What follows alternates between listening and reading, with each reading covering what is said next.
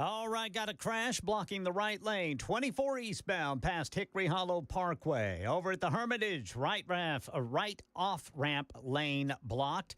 That's going to be 40 eastbound to Central Pike. And in Rural Hill, the right lane blocked by a crash. This is going to be 24 westbound after Bell Road. And still dealing with an earlier injury crash. That looks like they just cleared that up. That's good news if you are eastbound 24. Traffic every 10 minutes every morning on Super Talk 99.7 WTN.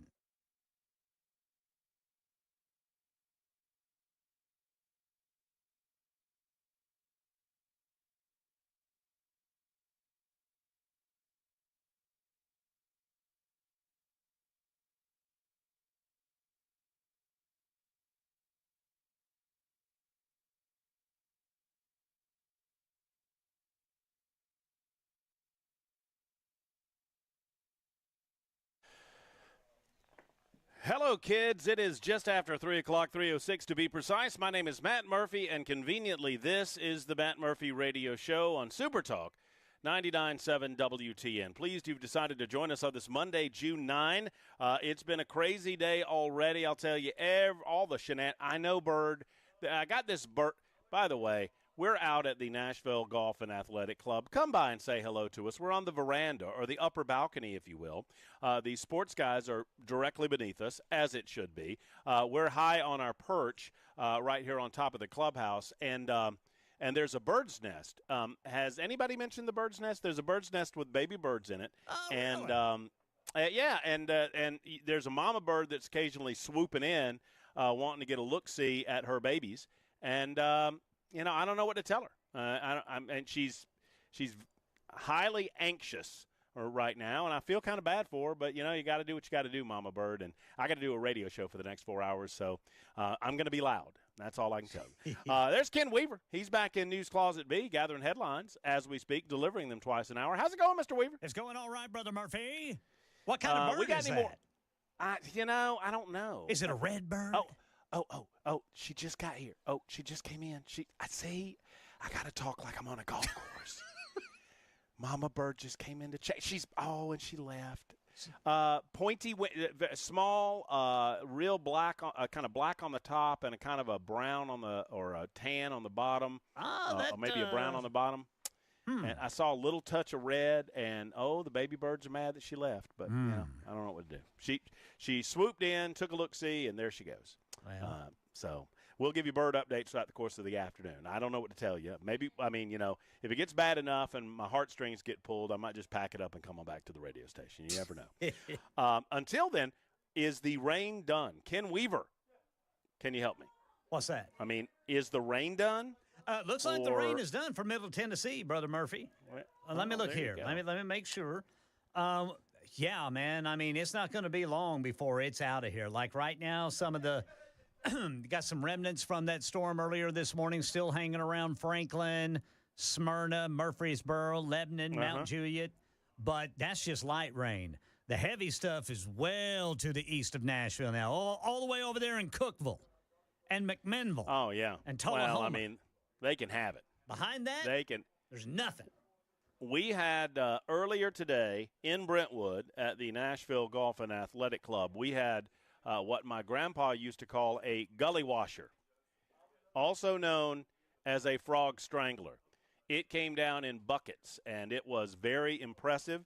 And now it's done, and the course is wet and receptive, and the bird came back. The bird came back, and she had something in her mouth. I think she's trying to feed those baby birds. Hey, get a shot of those baby birds so they know I'm not lying. Look at that cute little bird. We got there's two. There's a mama and this is the sweetest thing I've ever seen in my life. I hadn't had a drop to drink before anybody says I have, but it's very cute. There's a mama and a daddy, I suppose, unless it's two mamas. I don't know if these birds do that kind of thing around here. I don't think they would do that in Brentwood, but it might be two mama birds. It might be one of those types of couples. I don't know. But one way or the other, both of them came back to check on the little babies, and I'm very impressed. Thank you. All right, so we've got serious matters to discuss, and I'm very curious to get your thoughts on a lot of this on the super text line as well as the telephone line, 615-737-9986, 615-737-9986. I mentioned that we are live from Nashville Golf and Athletic Club, and I want to thank everybody that made this possible for us. Our station, Supertalk 99.7 WTN, along with our sister or brother station, if you will, 104.5 The Zone. It is the 2025 Golf Classic, and there's all sorts of people to thank, to include, organizations like Dickens Turf and Landscape Supply, Cabinet Solutions. I played with Tony Spain of Cabinet Solutions today and a couple of his buddies who were the good golfers. Tony and I were just along for the ride. We were actually 12 under through 12 holes, which in a scramble is pretty good, I think. I wish that I could say that I had any responsibility for that, and I did not. It was the two good golfers that were just playing absolutely lights out. Maybe I made a putt or two, but thanks to the guys for making all of that possible for us. A special thanks to Mojo Tacos, Uncle Bud's, Pick and Pie Catering. Special thanks to our charity, Fight DMD. And to donate, you can visit fightdmd.com. That's fightdmd.com. And there's just a lot of different people to thank, and we'll probably get to some of that over the course of the day today.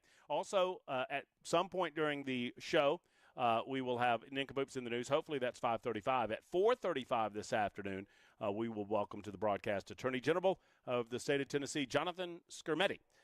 Jonathan Skrmetti will join us at my request to help us understand exactly what the laws say about protesting in the state of Tennessee. And I think this is important because, sadly, most of us are naturally horrified at seeing some of the events that we're seeing in Los Angeles, California, in San Francisco, California.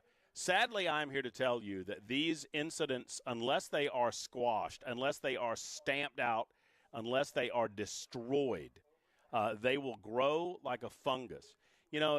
If you have mold in your house and you don't stamp out that mold in your house, that mold is going to grow. Whether you see it or not, it is going to fester.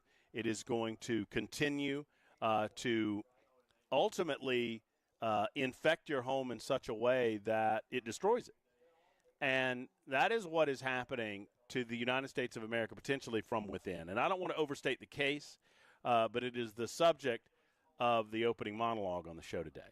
But before we get to that, I mentioned that Ken Weaver is back in the newsroom. I mentioned Chris Webber. He's back in studio. I don't think I said hello officially to Chris Webber. Hello, Chris. Hello. Everything good there? Fine and dandy. Am I looking okay? We got a camera today. How about that? You're looking all right. Okay. Am I looking as good as you think is possible? Yeah. I like that shirt. I got this from the look at there. It's pretty snazzy. It's a little hoodie, huh? Oh yeah. I can put my hoodie on. Yeah, look at that. Is anything there? If you're watching on the old Talk TV, it says Nashville Golf and Athletic Club 1979. I felt like it had a little 70s flair to it. Pretty slick. Mm-hmm. It's very hot, and this is probably going to be the last time that you see it if you're watching on Talk TV, because as soon as the break happens, it will be out of here. But you let me know if anything's happening at home base that I need to know about, and we appreciate all of you listening and indulging us as we take these adventures out on the road every once in a while. So it is Monday. It is June 9. You probably know that by now. It is day 141 of Donald Trump's second term in office of 1460.5. I refuse to say 1461 because I refuse to be wrong. It is also day 826 of our visits together on Supertalk 99.7 WTN, and we'll be here till 7 o'clock, or they kick us off the radio, whichever comes first. We will have a few things to say about Simone Biles, who decided just seemingly arbitrarily that she would just attack Riley Gaines. I've got a call into Riley. We've had Riley on the show on a couple of different occasions. We've never had Riley in studio, sadly. We beg for her to come into studio when she's around town. Of course, she's living up in Gallatin. But we've had her on the show, and she's obviously very busy this week. But hopefully we're going to get her, if not today, at some point this week to respond to some of the vicious commentary by Simone Biles, of all people, who has seemingly lost her mind when it comes to men participating in what are women's athletics. We'll discuss that later on today. We're going to talk about we'll talk about the L.A. riots and how that sadly looks like it is going to grow before it diminishes, and the insane response by the political left and we'll get into that as well. I'm sad to report to you, probably have heard by now because, I know I'm late to the party. It's 3 o'clock in the afternoon on a Monday, but Zeke has been located and returned home safe and sound. Home, I put that in quotes because it seemed like Zeke, the zebra, was perfectly at home wandering in the Murfreesboro wilderness. But he was eventually found, and video came out on a number of local television platforms. I saw it on News Channel 5. I try to give them credit for breaking these types of stories, despite the fact that they give us none when we break stories like this, but whatever. Video of Zeke in that big sling. He had obviously been tranquilized on some level. Looked like a sad, striped kidnapping victim who was being taken back to his home base, wherever that might be. And, I'm just – and maybe I'm missing it. I missed the backstory. I don't feel like there's been a backstory on this, like who the family is that had him, why they had a zebra. Is anyone else curious, or did I just miss the backstory on it? I think everybody's curious. We just haven't seen anything about him. Is it wrong? Am I being overly suspicious? Not even suspicious, Ken. Just my curiosity's getting the better of me. I mean, you would think that some TV station would have wanted to do a feel-good background story, like, hey, why'd you get a zebra? And is this something you've been interested in for a while? And what kind of property does the zebra live on? And nothing. None of that. Maybe they're shy. It might be. I mean, and I want – that's what I go to, is that maybe this family's like, hey, we would just prefer you leave us alone. We just want our zebra back. Thanks a lot. Yeah. So that there's not hordes of people coming to see the zebra named Ed. Well, the one that they named Zeke, that everybody else decided was named Ed. Everybody else says he's Ed. They call him Zeke. His family calls him Zeke. I'm going to call him Zeke. That's right. And, so that's the way I roll. He was found over the weekend. I'm saddened by that. I wanted to see how long we could keep that going, but it looks like that story line is ultimately over. But we'll start here. So, L.A. over the weekend, you had a situation where different factions of individuals who are predisposed to lawlessness have now come together, and they have collectively decided that this is an awesome time as summer ramps up to cause major American disruptions in our metropolitan areas in this country. I would suggest to you that if you live in a blue city, and more to the point, if you are leadership in a blue city, in a major metropolitan area, and really all of them are blue. I mean, I suppose that we could point to one or two exceptions, but they are few and far between. Sadly, I don't know that the blue leadership is going to care. They sure as hell aren't going to listen to me, but I'm here to tell you anyway that if you don't believe that this will grow unless it is squashed right now, then you're fooling yourself, and you obviously have not observed. It does not have to be long ago history. We don't have to go back to the righteous 1960s and talk about all of those social justice warriors.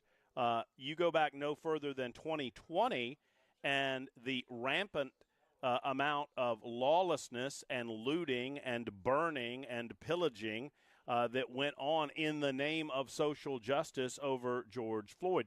90% of what happened in 2020 had nothing to do with social justice. Nothing. It had everything to do with individual groups taking advantage of a situation and collectively attempting to sow the seeds of anarchy and chaos. It's exactly what's going on today. Exactly what's going on today. You have different factions to include, and let's call them out by their names, okay? You have Antifa, which is an anarchist socialist organization. You have the Free Palestine Movement, which is an anti-Semitic organization. You have the Immigration for All movement, and they come in a variety of different forms, but these are the open borders people. And you have radical Muslim sects that have taken over broad portions of major metropolitan areas in the United States. And those 4 entities have come together and have, cast aside any differences that they might have amongst their given groups. And they have decided that their anti-Americanism, their hatred of the country that they supposedly call home is great enough that they will set aside any and all differences that they might have amongst those factions, and they will set fire to the United States of America if we let them. The idea is to sow enough chaos and disruption, to burn enough crap to the ground that the American people believe that this is an issue. I just got buzzed by the bird. He came like a foot. The bird does not like me being up here, guys. Does not like it at all. Disrupted my monologue, this bird. This bird is obviously a liberal bird. It's obviously a supporter of Hamas, this bird. And we're going to have to deal with it. Anyway, so these factions have come together. And I believe their purpose is to create chaos, to convince Americans in Nashville and in Brentwood and in Murfreesboro and all throughout Tennessee that are just trying to live a daily life that America is going to hell in a handbasket. And they might be right about American cities, but they're not right about this country.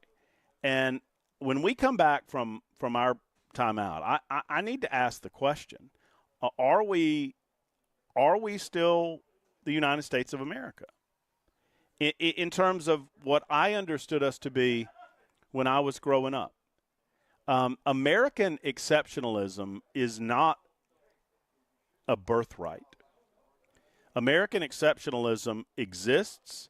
American exceptionalism exists because of the concepts that were developed and written down by our founding fathers, that individual freedom trumps everything, that individual liberty is more important than anything else, that your ability to worship a God of your choosing is more important than anything else, your ability to speak and to act freely without an encumbrance through the intrusion of government is the most important thing. And only if you are infringing on the rights of others should your rights be held back. That is the basic premise of the United States of America, and it created an atmosphere, along with free markets, that put us in the best position that any nation on planet Earth has ever seen. And I fear that we've lost that dominant position and we've lost that exceptionalism if we can watch on our televisions major cities of ours burn to the ground while leadership stands idly by and does nothing about it. Because I thought we were better than that. Was I wrong? 615-737-9986 is the telephone number. We'll get into that subject in just a moment. We're live from the Nashville Golf and Athletic Club, 23 after the hour on Super Talk 99.7 WTN.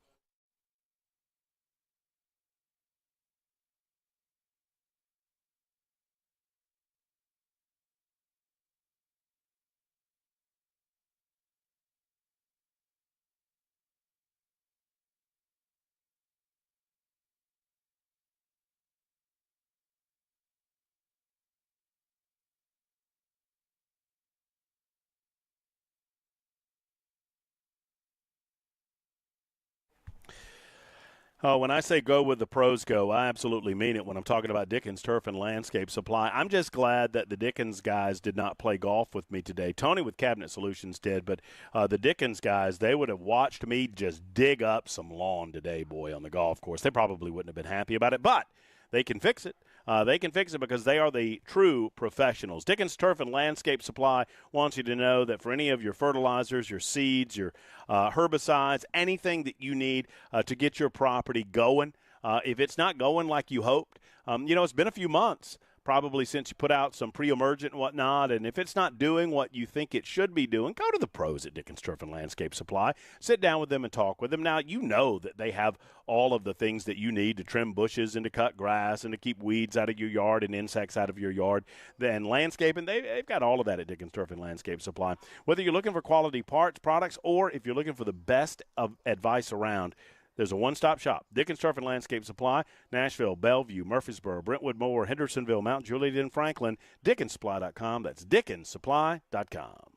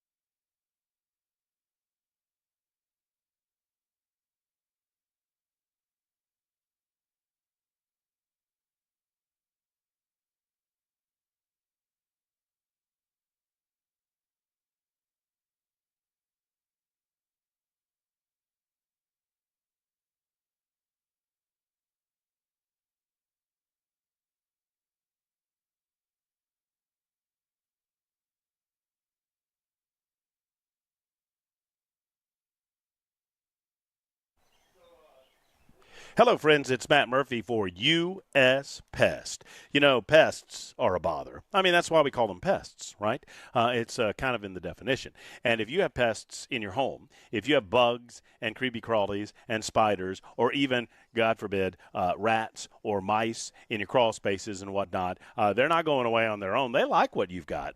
Pests love your stuff. They're little communists that way, right? They like your food. They like the AC when it's hot outside. They like the heat when it's cold outside. They like what's yours, and they will take it as long as you let them. Are you going to continue to let them? No. You go to uspest.com. Talk to J.K. and Erica Brister or any of the rest of the team at US Pest. They can come out to your home. They'll give you a free estimate. They're not going to pressure you into doing anything. They're just going to tell you what's going on with your home. And if you're not satisfied with your current pest control company, just give US Pest a call and let them get into it. They'll love to give you a free estimate. Crawl space service, termite protection, and full-service pest control available at US Pest. You know, two things I like to say about J.K. and Erica Brister. They love the United States of America, and they hate bugs. Go to uspest.com or 590-1260. That's 590-1260.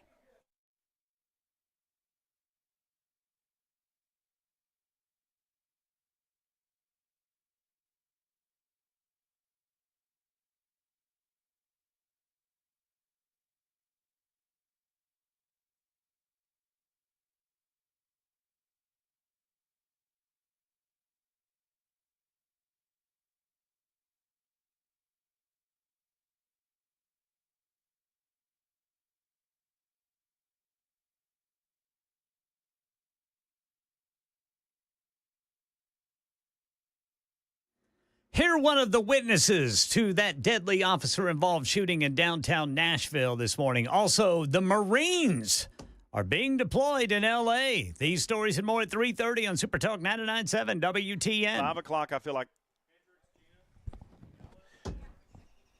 I was just setting up my bar order at 5 o'clock. I got caught doing it. I was. I said, they're like, hey, you want anything? You want anything to drink? And I was like, no, I'm doing a radio show. I can't do all of that. And, of course, you get mocked and ridiculed from the sports guys when you say things like that. And I was like, look, just give 5 o'clock. Let's crank it up at 5 o'clock. I feel like I can drink as much as quickly as I want and make it to 7 o'clock if I start at 5 o'clock. I mean, that's pretty good. I think it's a good plan. Let's find out at 6 o'clock, shall we? Yes, sir. It's my understanding that we have a Zeke the Zebra update, Chris Webber? Yeah, I got a phone call a few minutes ago from a fairly reliable source who said that his wife worked in some capacity, and I'm not sure where, and that's not important, but the fellow that owns Zeke came in and was discussing this not too long ago and was saying that he had not one, not two, but 3 zebras on order and that they were set to be delivered. So apparently Zeke is not alone. He was just the only one that happened to get loose. Well, So there's two and other so zebras down there as well. Zeke's got buddies. Apparently so. Well, He, I mean, he apparently and doesn't like them. Well, apparently not. Maybe not. And I think I read somewhere that Zeke got out like the second day he got there or something like that. The day Yeah, after. A day after. Okay. Yeah. Well, that lets me see. This adds to the intrigue. So these folks are obviously into exotic animals, or at least zebras. You would think so, yeah. They got three of them. So, I mean, so what are we doing down there? We breed? Are we zebra breeding? Are we just chilling and watching them? What are we doing? Because I would think that zebra breeding would be something that you could sell tickets to. Good grief. I mean, What kind of circles? Well, never mind. I know where you're hanging out. I mean, $10 is $10. Step right up. You know, BYOB. Oh. Just chill out. Bring yourself a nice easy chair and. Well, given the record, let's just hope this family doesn't have a liking of gorillas. Yeah, That'd or be something. you know, With a gorilla running around Middle Tennessee. oh, yeah, that would be something to see. It'd be a lot scarier than Zeke. Yes, no sir. offense, Zeke. Yeah. No offense to Zeke. Zeke caused his own level of ruckus, but I feel like a nice, you know, what I don't know what they go 600-700 pounds. Is that what a silverback would go? Probably Y'all more than figure? that, man. I don't even. I mean, I don't know how. I don't know. I don't know how big that is. Let's just hope we never find out. Well, I don't know if I hope that or not. I'm going to figure out what kind of birds these are. I'm obsessed with these birds. I'm going to take a picture and I'm going to put it up on the X machine, and then you guys are one of you. What do they call these bird people? Birders. Is that what they are, Ken? I feel like there's a better name for them. That's the lay term for it, I think. Yeah. Weirdos. Bird. There's birders. Oh, dadgummit, the bird left. All right, I'm Camera I'm gonna shy. yeah, well, Mm-hmm. we'll see. We'll see. So they got an orange stomach. There's some reddish orange on them on some place underneath their neck area. Do their wings never seem to fold? Are they always out? The wings seem very pointy. Yeah. I think Yeah. those are like starlings or larks or something. Okay. All right. Well, I'm going to this one. If I can't get a good camera shot of this bird in the next 30 minutes or so, I'm going to officially name the bird Bell. You know what I mean? Can't get a good photo of it. It is time for the news, everybody. It's 3:32 on Super Talk 99.7 WTN.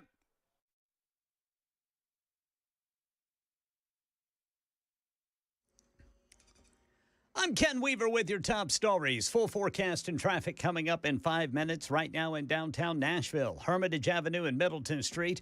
This woman tells Channel 4 she was there when a Metro police officer shot an armed man who police say was refusing to drop the weapon and then pointed it at police. I'm feeling blessed for myself right now.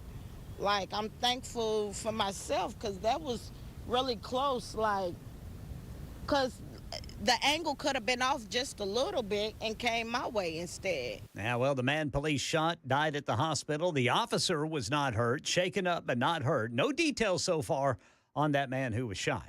Right now in California, 700 Marines have been ordered to assist in Los Angeles, and they're expected to arrive over the next 24 hours. The Marines are from the 2nd Battalion, 7th Marines at 29 Palms, whom U.S. North Command had said Sunday were on a prepared-to-deploy status if the Defense Department needed them in the wake of all the immigration riots.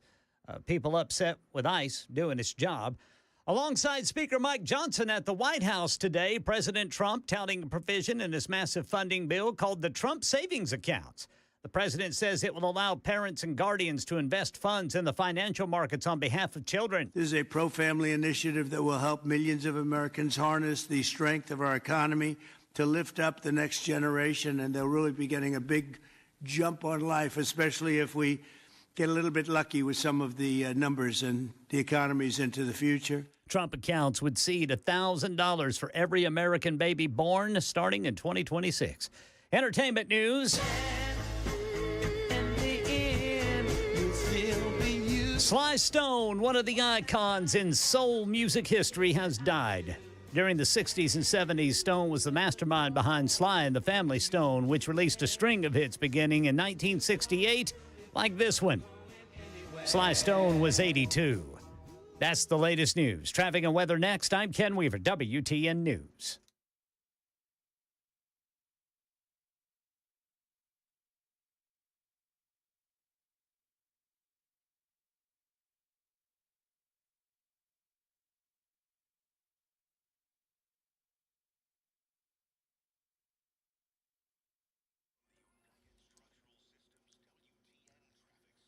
Donaldson got a crash. Roadway reduced to one lane. Briley Parkway northbound at Elm Hill Pike. In Antioch, got a crash on the right shoulder, 24 eastbound past Hickory Hollow Parkway. Over in the Hermitage, the right off-ramp lane is blocked from 40 to Central Pike. That's 40 eastbound to Central Pike. And in Rural Hill, we got the right shoulder blocked by a crash, 24 westbound after Bell Road. Over by the airport, right shoulder blocked by a crash, 40 westbound at Briley Parkway. And then at Talbot's Corner, police reporting a crash 65 southbound at I-24 North. Traffic every 10 minutes every morning on Super Talk 99.7 WTN.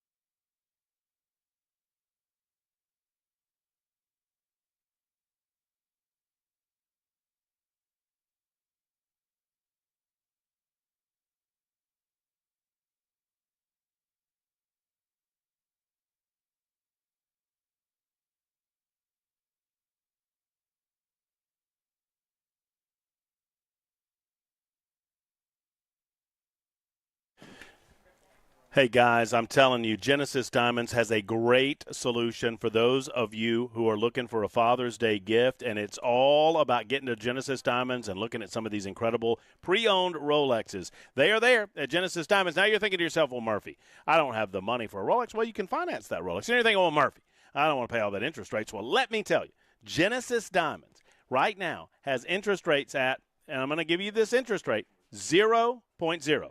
You heard me correctly. It is 0.0 for 5 years. And this is not just on pre-owned Rolexes. This is anything in the store at Genesis Diamonds. Right now at Genesis, you pay nothing down. You get 0% interest for 5 years on approved credit on any purchase, including that incredible pre-owned Rolex for Dad. If you're wanting to get him a home run, call brother, call sister, call mom and say, we're all going in together, and we're getting Dad this home run Rolex that he's wanted all of his life, and it's going to be talked about for the rest of his life. That's what it's all about at Genesis Diamonds. Green Hills and Cool Springs. Ask them about their incredible 5-year no-interest deal on anything in the store when you walk through the doors at the one and only Genesis Diamonds.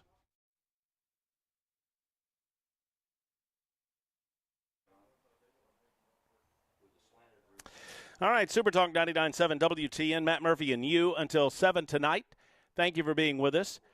We are at the Nashville Golf and Athletic Club. I have photos of what my man Kirby tells me, and I'm going to trust him on this one, is a purple martin. Purple martin. That's it. Purple martin. And this particular purple martin, I thought it was more black, but I realize I'm a little in darkness, but I caught a couple of photos of it, and I'm going to put that up on the social media platform, at Matt Murphy Show. Just look out for that. Give me a call, 615-737-9986. We are currently in the home of the Purple Martin, and Mama and Daddy Purple Martin are not very happy with us as a result. Speaking of people who are in our homes that ought not to be, we got a lot of people in the United States of America that are not supposed to be here. And what we are dealing with,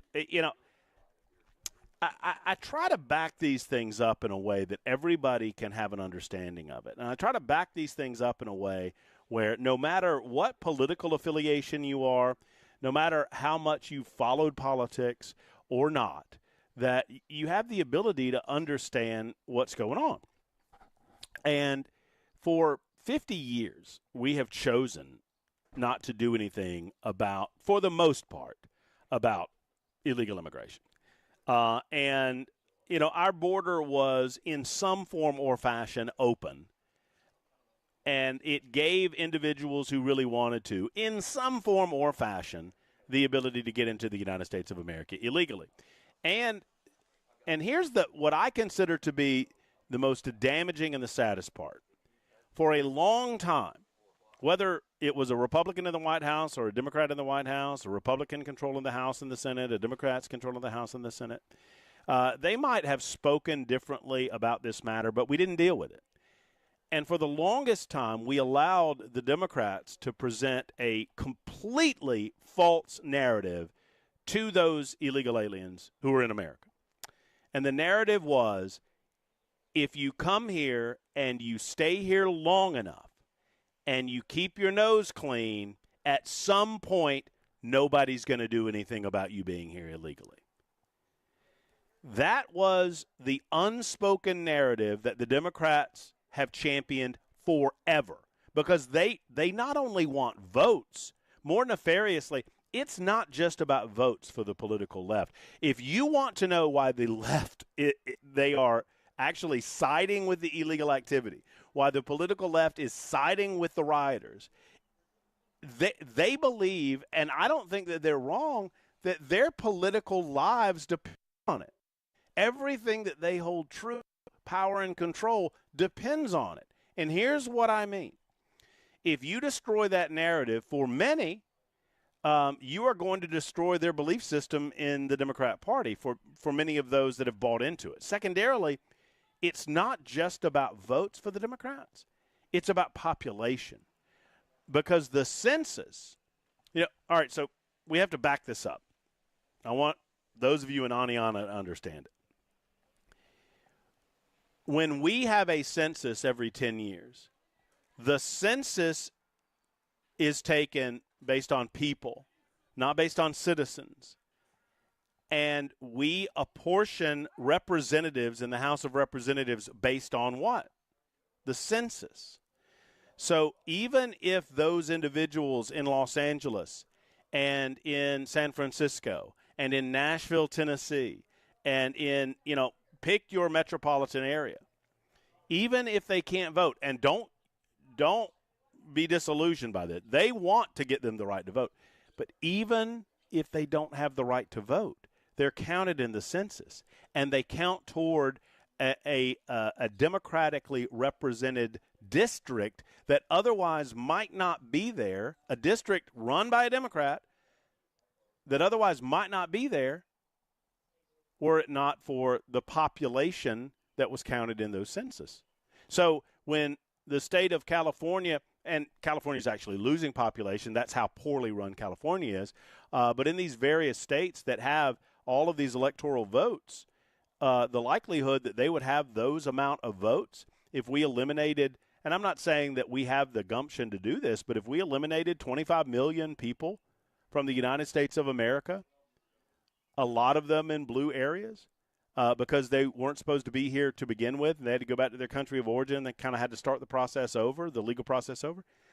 If I could snap my fingers and those people magically disappeared, do you understand the shakeup that would happen in the House of Representatives? The shakeup that would happen in terms of electoral votes for President of the United States of America, which is based on House and Senate leadership, or House and Senate representation. This is why this is considered to be an existential threat on the part of the Democrats. The Democrats don't have the ideas that the American people believe in. They are sadly on the wrong side of so many different 80-20 ideas. So they have to depend on political gamesmanship in order to keep their numbers where they want their numbers to be.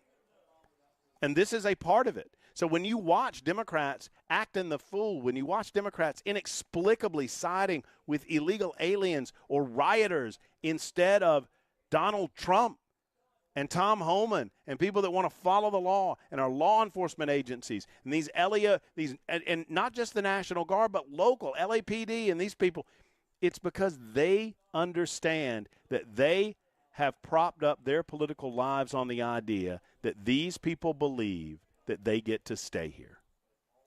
And it's just not true. It's never been true. And I feel for them. I'm a human being. And if you say you don't feel for them, you can believe what I believe, and you can believe that they are going to learn some hard lessons over the next several years and still have compassion for people who sadly bought into this nonsense. And I'm not talking about the criminals, and I'm not talking about the gangbangers, and I'm not talking about the drug dealers, and I'm not talking about the human traffickers. I put those people in a separate category. I'm talking about the most of the illegal aliens that are here bought into this garbage. And now the chickens are coming home to roost. Or, as the case is, on the balcony here at Nashville Golf and Athletic Club, the Purple Martins are coming home to roost.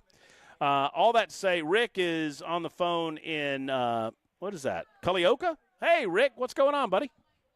Culleoka, just south of Columbia, Tennessee. I'm doing fine. How are you, sir? Man, I'm great. I'm fabulous. Couldn't be better. Listen, I'd like to comment on a statement that I certainly appreciated made by Ken earlier. It's concerning the recent unfortunate police shooting there in Nashville where they had to take the life.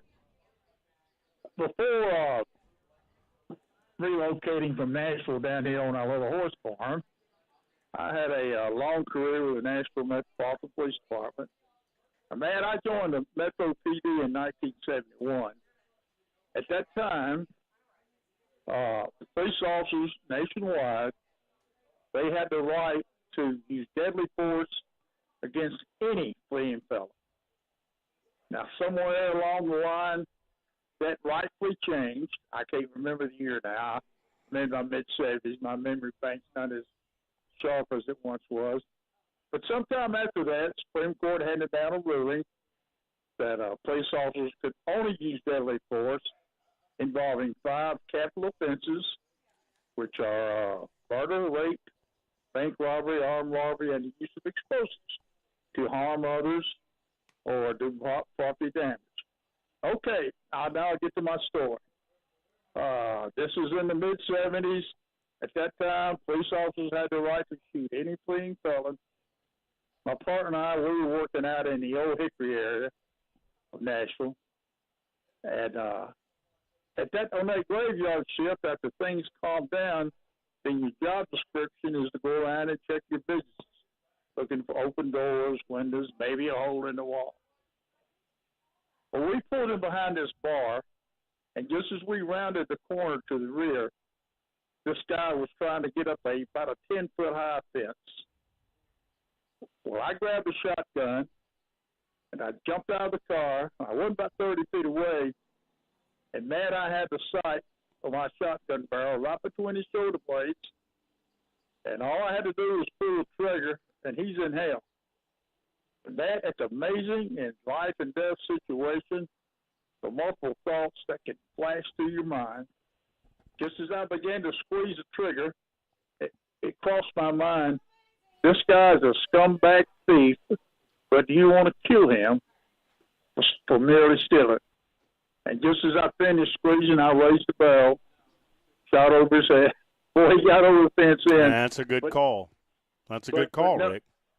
But no, of course it was. But yeah, Ken was right. I'm paraphrasing when he says something to the effect, he's sure certain police officers don't go to work wanting to kill him. Of course they don't. Of course they don't. Any right-thinking human police officer, just like anyone else, we don't want to kill anybody. So I appreciate Ken's statement that, Well, yeah, I appreciate that story, Rick, and you did the right thing. Thank you for the call. Thank you for listening. I appreciate you, buddy. We'll continue the conversation here in just a moment. Don't forget, coming up at 4:35 this afternoon, we'll speak to the Attorney General of the state of Tennessee about, well, his reaction to what we see going on in other parts of the country and what, if anything, our state law enforcement is prepared to do should it come here. It's 51 after the hour. You're listening to Super Talk 99.7 WTN.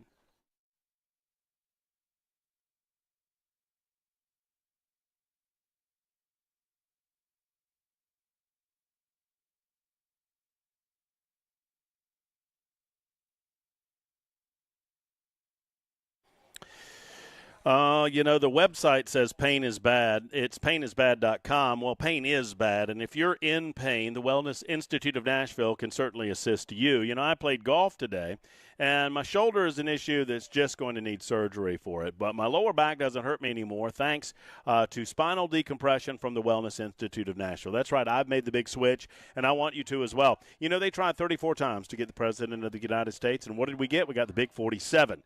And we're rolling with the American people and the 47th President of the United States.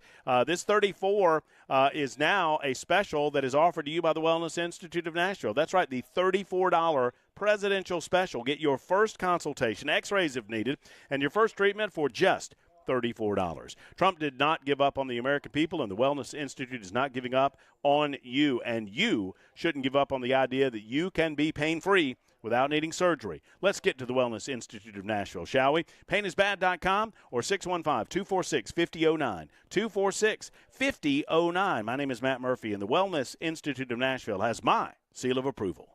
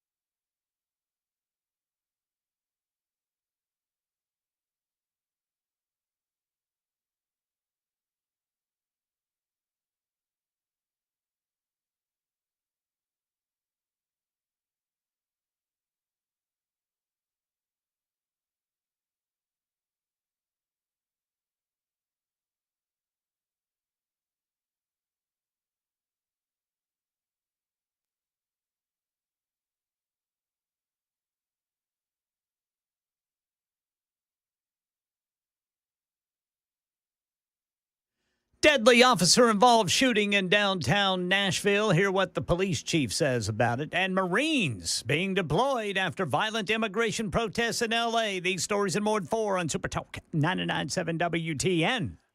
Thank you, Ken Weaver. We're going to talk more about the riots over the weekend in Los Angeles. The liberal lawmakers actually defending the rioters. The National Guard had to be called in, Donald Trump. And by the way, you don't call in the National Guard to escalate a situation, which is what all the liberals were saying. Oh, they're going to escalate this. You call in the National Guard to end a situation, which is just the very nature of the way the liberals talk wears me out. So we'll continue to discuss that a little bit later on this afternoon. I wanted Tony Spain's with us of Cabinet Solutions, and I like to call him the founder of the feast. He got us out here today on the golf course, and I appreciate you so much for doing so. What's up, brother? Man, it's been a great day, hasn't it? Except when about 12 o'clock when the everything came down on us. Opened. Yeah. But you know what? I'm watching all the critters. I'm watching this bird. I'm watching these duck. Look at these little ducks down here. Yeah, that's little ducklings down there. I mean, the critters seem to love it. They absolutely loved it. Well, thank you for sponsoring a team and having us out, man. Absolutely. It was really fun. I got to thinking, as we was riding on the course, that we really wouldn't have been 12 under after 12 if it wasn't for me and you. Because, it was your idea to do a team. So I did it. And then I invited Jay Mack and Tyson, who wore it out there. So if it wasn't for us, they wouldn't have been here, and we wouldn't have scored like this. You know what? It was a team approach. Murphy thought of it. Tony paid for it. And the other two guys executed. That's right. Well, there you go. That's how it works. That's how it works, right? They wouldn't have been out here if it weren't for you. Of course not. I like the way Tony's thinking. We were 12 under, and we had precious little to do with that. I think I can say that safely. I think I made a putt. You made a putt. I might have made a putt or two. Well, Tony, hang out with us for a little while if you don't mind. We'll talk with Tony about a couple of things that he's doing for folks, and we thank him for giving us the opportunity to be out here. And a lot of people are responsible for us being out here, like Ferguson and Game Terminal and Two Rivers Ford and just Dickens Turf and Landscape Supply and so many other sponsors. And we'll try to list all of those out for you. It's time for the news right now. It's 4 o'clock. You're listening to Super Talk 99.7 WTN.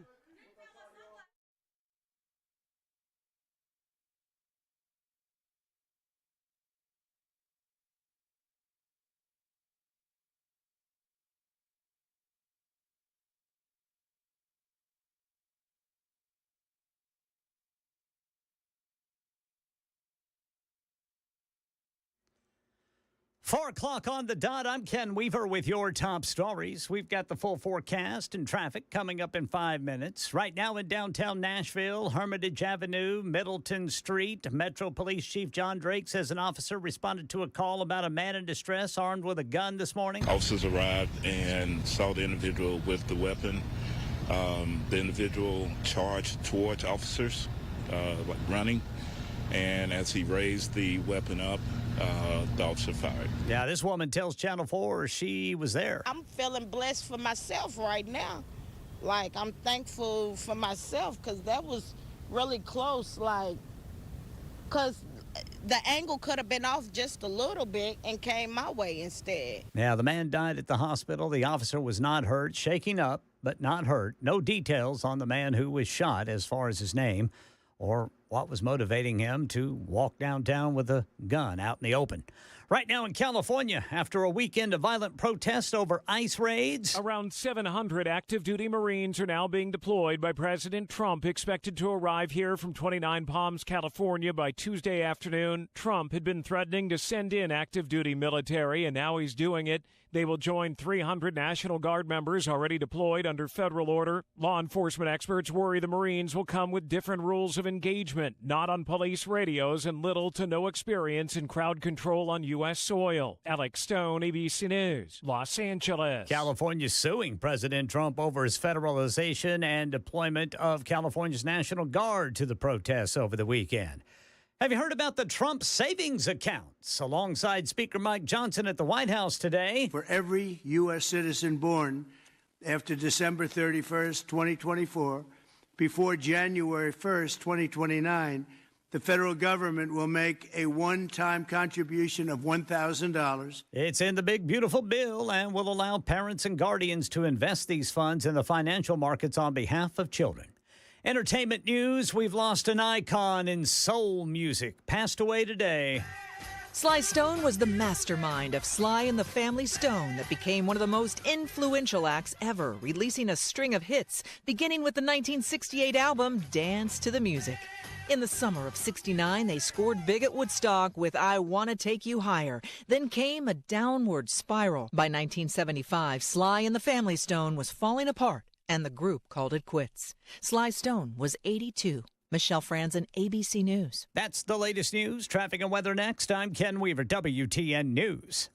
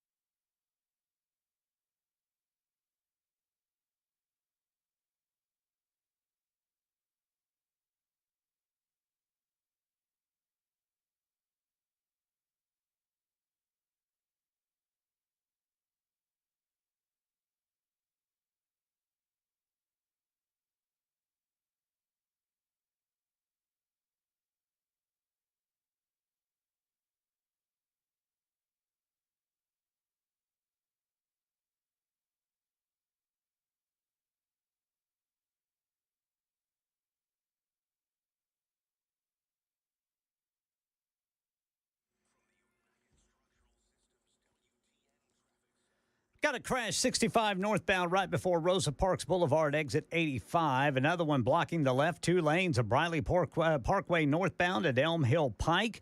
And then over by the airport, right shoulder block 40 westbound at Briley Parkway by a crash. Police are reporting. Traffic every 10 minutes every morning on Super Talk 99.7 WTN.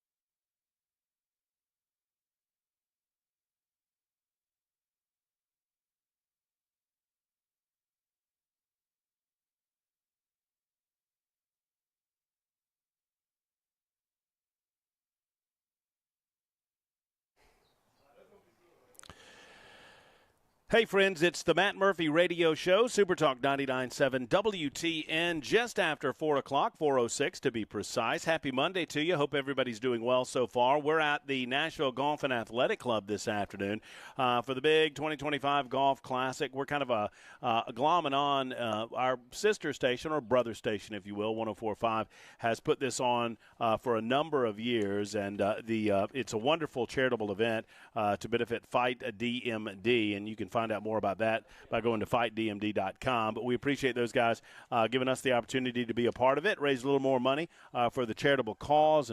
And thanks again to my man Tony at Cabinet Solutions. Amongst others, Tony is sitting up on the balcony with me, and we're going to talk to him again in just a couple of minutes. But before we do that, we'll get some of the pleasantries out of the way and get your telephone calls in here. 615-737-9986. Kind of reset what's been going on this afternoon in case you missed it. Number one, we do not know what type of birds these are. We're thinking purple martin or maybe barn swallow, but I'm thinking, I don't know. I got no clue. I don't know enough about birds to tell you. We got a bird's nest with some baby birds, and see, that's not purple. That's more of a black, isn't it? It is. It's a black on the back and then kind of a tannish on the belly. Is that fair? Like a darker tan on the belly and then a little bit of red or orange or something on the top. And then there's the baby birds. Anyway, I get distracted from baby birds. So we'll keep you up to date on Birdwatch 2025 as well from the balcony of the clubhouse at Nashville Golf and Athletic Club. So LA over the weekend, we discussed this a little bit in the first hour. You can get in on this if you so desire. I just wonder, when I was growing up, I distinctly remember, and this, certainly lasted until I was in college in the 1990s. And I don't know that I've thought about it quite this way since then. Maybe during the 2020 riots, the summer of 2020, in the aftermath of George Floyd. I thought about this a little bit, perhaps talked about it a bit on the radio. But I always thought of America as different and special. And when I was growing up in the 1980s, you would see these incidents that would happen in the Middle East where there would be unrest. You would see, and I don't even know the names of the countries, but I remember seeing on television, on the CBS Evening News or the, whatever news channel it might have been on. My grandmother was a big fan of Walter Cronkite, so she kept that going even after Walter Cronkite had left. She called Dan Rather do what? I don't know why, but that's what she called him. Dan Rather do what? That's what she said. That's what she said. I mean, every time she said, Dan Rather do what? I don't know, Grandma.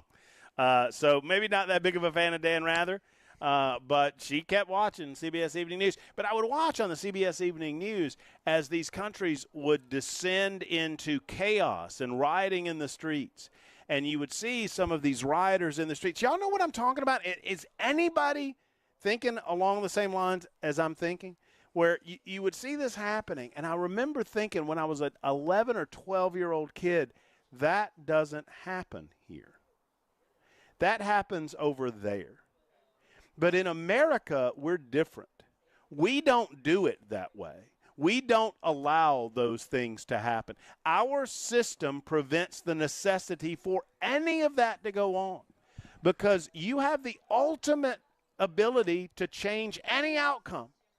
If the American people want to change an outcome, they can do so by making their case to their fellow Americans, by making their case to their neighbors and their fellow folks that are in their communities, their community members. They go to church and they make the case. They make the case at the city council meeting and at the county commission meeting and at the legislative level.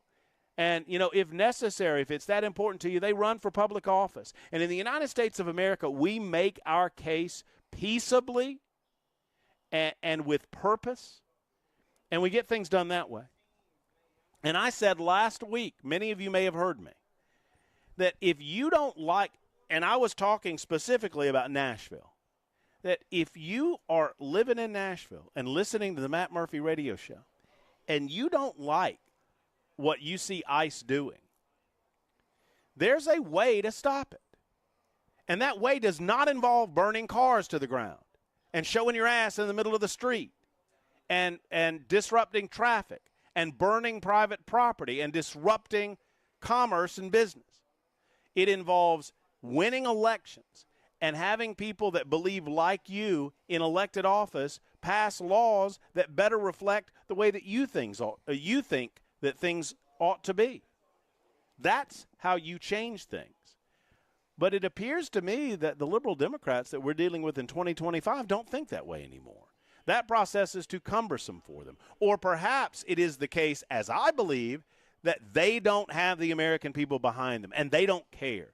Those people that have been screaming about democracy and screaming about how much a tyrant and a dictator Donald Trump is, they want a tyrant. They want a dictator that thinks like them. They do. They want that tyrant and that dictator to do what they want that tyrant and that dictator to do without the messy necessity of changing laws and convincing their fellow citizens and their neighbors that there is a better way to go. And by the way, I would challenge you, what do these people want? If you support the people in the streets of Los Angeles, if you somehow that you've figured it out in your head that these are people that, they're at their breaking point, they can't take anymore, they don't feel like they have any power, this is the only way for them to speak back, or whatever justification you're making, what do they want? What do they want? Do they want open borders? Is that what they want?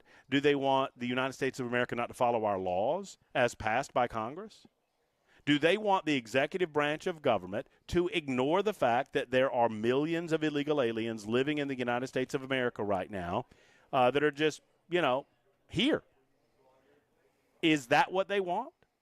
Because Donald Trump, his administration, you can hate him as much as you like, but Donald Trump is doing what the American people asked him to do.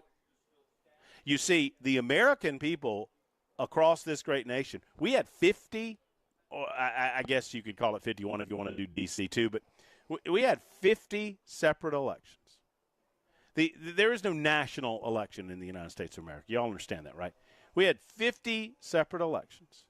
And then once you have those 50 separate elections, then those good people get together, and they certify that it's all good and ready to go. And then the Electoral College get together, and they cast their electors for a particular candidate. And then you count those up, and then we decide who's going to be the president of the United States of America. That's how we do it. 50 separate elections. The states hold individual elections, and then we count those up. And the American people spoke loud and clear that we wanted Donald Trump to be our president of the United States. And Donald Trump campaigned on a number of things, and I don't know how more he could have been clear on the point regarding immigration, and that we were going to put a stop to the madness at the southern border, and we were going to put a stop to the madness that we see that exists in our cities, a madness that we have allowed to go on largely unspoken, largely beneath the surface for the last 50 years. And the majority of the American people want this. Does that mean that it will come without pain? Of course it won't. Part of our economy is propped up on illegal immigration. Now, that's just a hard discussion that we're going to have to accept as a part of this. That you are likely, if we get what we say we want, you are likely to pay more on some goods. You are likely to see disruption in some service sectors. You're likely to see disruption in the manufacturing sector. You're likely to see disruption in construction. You're likely to see some level of disruption in agriculture. Because we have, sadly, and this is where Republicans are largely responsible, we have allowed portions of our economy to become somewhat dependent on illegal labor. And for those out there going, man, we can't do anything about this, Matt. You mentioned that agriculture. You mentioned that construction industry. Boy, those industries, they can't exist without that labor. When people start talking like that, they start sounding like the plantation owners in the 1860s. You know what I mean? They do. We can't exist without slave labor, guys. If we don't have slave labor, you're not going to have cotton. If you don't have cotton, you're not going to have cotton for your gins. If you don't have cotton, you're not going to have manufacturing, and blah, blah, blah, blah. And you know what? We seem to get over it. And by the way, it's not like there wasn't a disruption. But the greater cause, the human cause of ending slavery was far more important. And I would suggest to you that the cause of ending illegal migrant labor abuse in the United States of America and everything that comes with it is greater than any economic disruption, is greater than any little riot out in Los Angeles is going to be, and it's a more important issue than any other that we face, with the possible exception of our national debt. And the Democrats don't care about any of that because they don't want to have a discussion about what they want. They don't want to tell me. I beg them. Tell me what the people of Los Angeles want. Tell me what the people of San Francisco want. Just tell me. I'm here for it. I'm ready for it. And I'm ready to have the discussion. And they can't tell you because what they really want is insane. It's insane. They want to allow all of the people that have gotten here illegally to be able to stay. And more importantly, they want it to continue. They do not believe in border security. They don't. And we have to tell them that plainly. And we must not shy away from this message that if you do not believe that there should be rules to immigrate into the United States of America, if you do not believe that those who violate the rules have to be punished, then you don't believe in the United States of America, and you're no longer a part of this conversation. You need to go set aside and let the grown-ups talk because you're talking like an insane person. Now, tell me I'm wrong. Tell me how I'm wrong. I'm willing to listen. But what I'm not willing to give up is the sovereignty of this country. I'm just not. And too many liberals are. And it's why there needs to be a tough love approach on this. And the mainstream media, who is in concert with so many of these leftist Democrats, they're going to have to figure it out. And they are desperately trying to figure out how to defend this, and they don't know how. And, you know, it's funny watching them on television. And, look, this is a very serious matter, but you got to laugh at it to keep from crying because they're saying, well, we feel like that many of these protesters are very peaceful. You know, you just don't see any of those. And it's I was watching over the weekend. I was watching MSNBC and #NeverCNN and these garbage networks just spewing garbage. They're out there. You know, it's very sad that some of the few violent people are overtaking this mostly peaceful protest. What? What are you talking about? We can see it. We can see it. You're asking us to not believe the very thing that we're watching happen and to believe the narrative that you want to create, that the majority of this is peaceful and is perfectly acceptable. No. You know what? If you want to gather together in a park and scream and yell to your heart's content, go about your business. Meanwhile, the grown-ups are going to continue to follow the law of the United States of America. And that's what that's all about. Here in a moment, when after we take our break, I want to finish up a good conversation we were having with Tony Spain of Cabinet Solutions, and then at 4:35 or so, we will be joined by the Attorney General of the state of Tennessee to talk about some of these matters as well. We're live from the Nashville Golf and Athletic Club, which is better than being dead. From the Nashville Golf and Athletic Club. I always say that to stop myself from saying we're broadcasting live, because what else are we going to be? Broadcasting not live? But we are on site. And we are on location at the Nashville Golf and Athletic Club on Super Talk 99.7 WTN.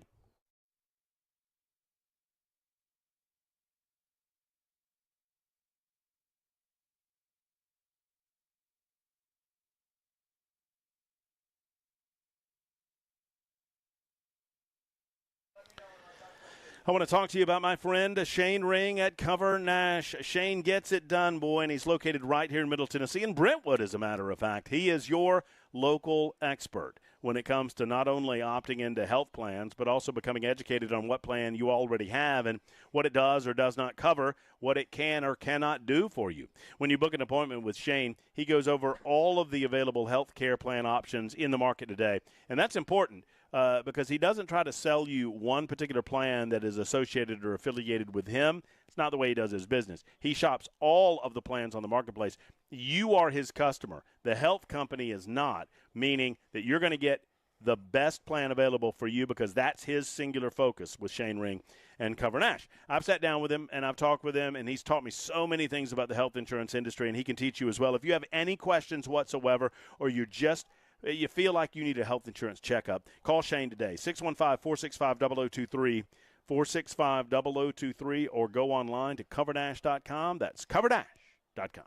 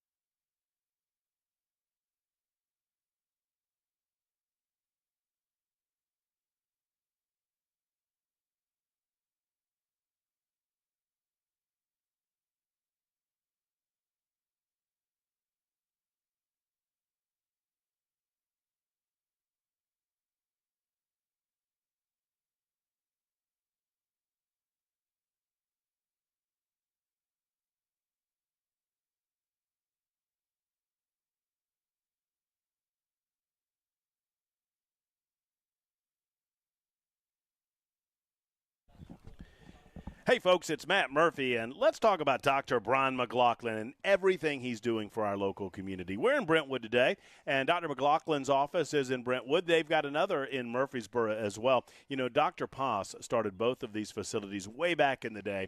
Dr. Poss is set to retire a little later on this year, but Dr. McLaughlin has the same incredible, exceptional credentials as Dr. Poss, and he is carrying on the tradition of helping you sleep better through an incredible FDA-approved oral appliance. Let me describe it to you. You know, if you have sleep apnea, typically you're going to be, they're going to talk to you about a CPAP machine. I never considered a CPAP machine, never would have. Well, I didn't really know that I had sleep apnea until I talked to Dr. Poss. And he said, Murphy, I think you need a test. And lo and behold, despite the fact that I didn't snore that much, I did have sleep apnea. About 25% of people with sleep apnea don't have significant snoring problems. And I now use the FDA-approved oral device. It's FDA-approved and clinically proven. It's in the mouth. It holds the airway open just a little bit, and when it does so, you breathe better throughout the course of the night. You don't wake up in fits and starts. You don't stop breathing, and you sleep better throughout the night. You get a better energy level, and it prevents a lot of health issues. Let's go to TennesseeSleep.com for more information. That's TennesseeSleep.com, and tell Brian McLaughlin and the team at the Sleep Apnea and TMJ Solution Center that Matt Murphy sent you.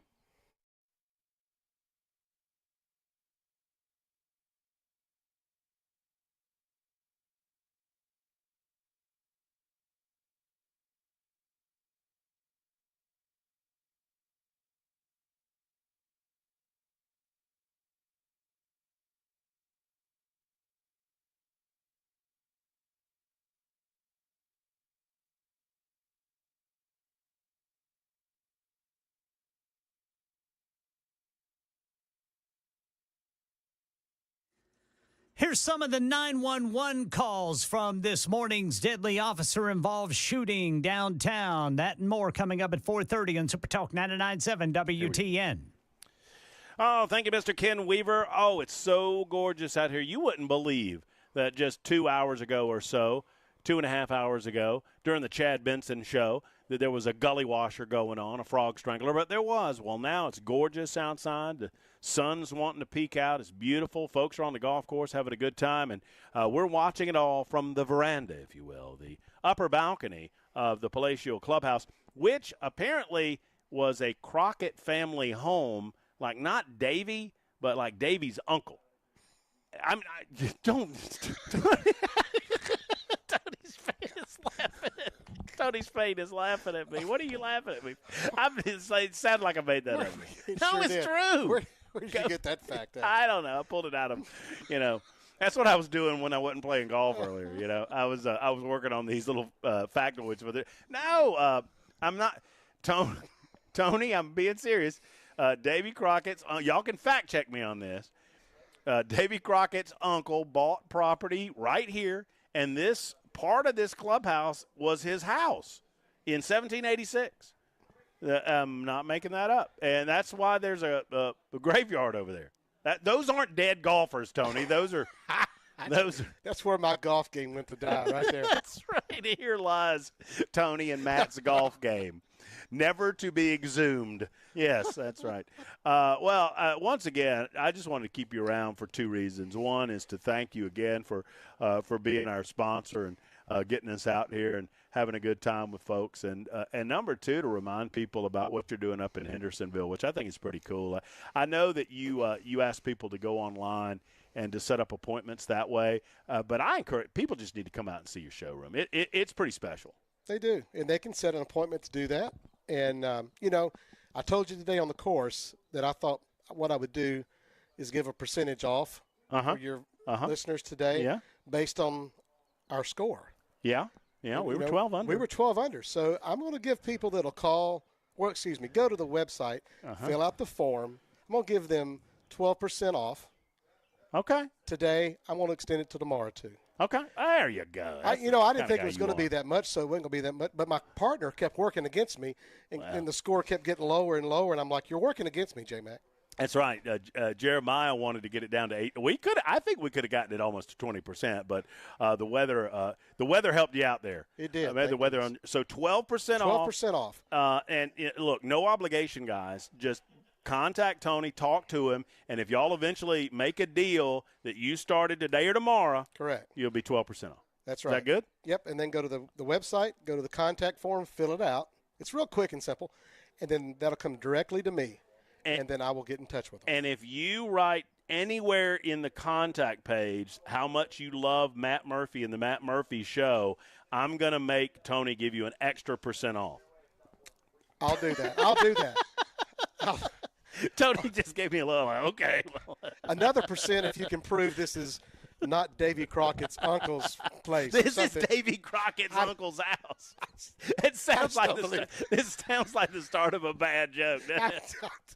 Hey, guys, so anyway, we're at Davy Crockett's uncle's place, right? That doesn't sound. Can't afford Davy Crockett. Davy Crockett never made it back. I mean, I'm sad to tell you. That's a very good point. We got our butts whipped at the Alamo. I know that it was I know that there were a bunch of them and not many of us, but we got our asses whipped at the Alamo, y'all, and we just need to remember that fact, too, but while we're remembering the Alamo. Have you ever been to the Alamo? I haven't. Oh, yeah, I hear that it's underwhelming. I've never seen it with my own eyeballs. But that I hear would that be just like me to go somewhere like that, and that's what would happen. Now, Davy Crockett's uncle's house. But here is much more impressive. His uncle's house. Jamie, I want to get to you in just a second. We'll get to you right after the newscast. And the newscast happens now with Mr. Ken Weaver on Super Talk 99.7 WTN.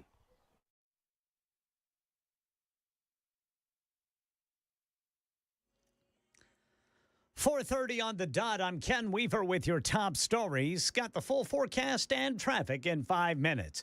Well, Metro Police have released the 911 calls before this morning's deadly officer-involved shooting downtown. I just passed a man. He looks a little distraught. He's walking on the side of the road with a gun in his hand. Chief John Drake on what happened when officers arrived. Officers arrived and saw the individual with the weapon. The individual charged towards officers. Running, and as he raised the weapon up, the officer fired. Yeah, the man died at the hospital. The officer is okay, shaken up, but going to be okay. No word on the suspect's identity. President Trump calling up active duty Marines, which he had threatened to secure federal buildings after violent immigration protests in Los Angeles. Even though the streets are calm and peaceful today, a U.S. official confirming 700 active duty Marines from 29 Palms, California are being deployed here to L.A. Expected to arrive in the next 24 hours. Northern Command had said they were prepared to deploy. The active duty Marines will join 300 National Guard troops deployed by President Trump. Active duty Marines bring a new element that has worried law enforcement experts of the Marines not being on police radios, not having experience in crowd control on U.S. soil, and different rules of engagement. Alex Stone, ABC News, Los Angeles. We've lost a music legend. Sly Stone was the mastermind of Sly and the Family Stone, which released a string of hits beginning with the 1968 album Dance to the Music. Then in 1969, there was this memorable performance at Woodstock. Sly Stone was 82 years old. That's the latest news. Traffic and weather next. I'm Ken Weaver, WTN News.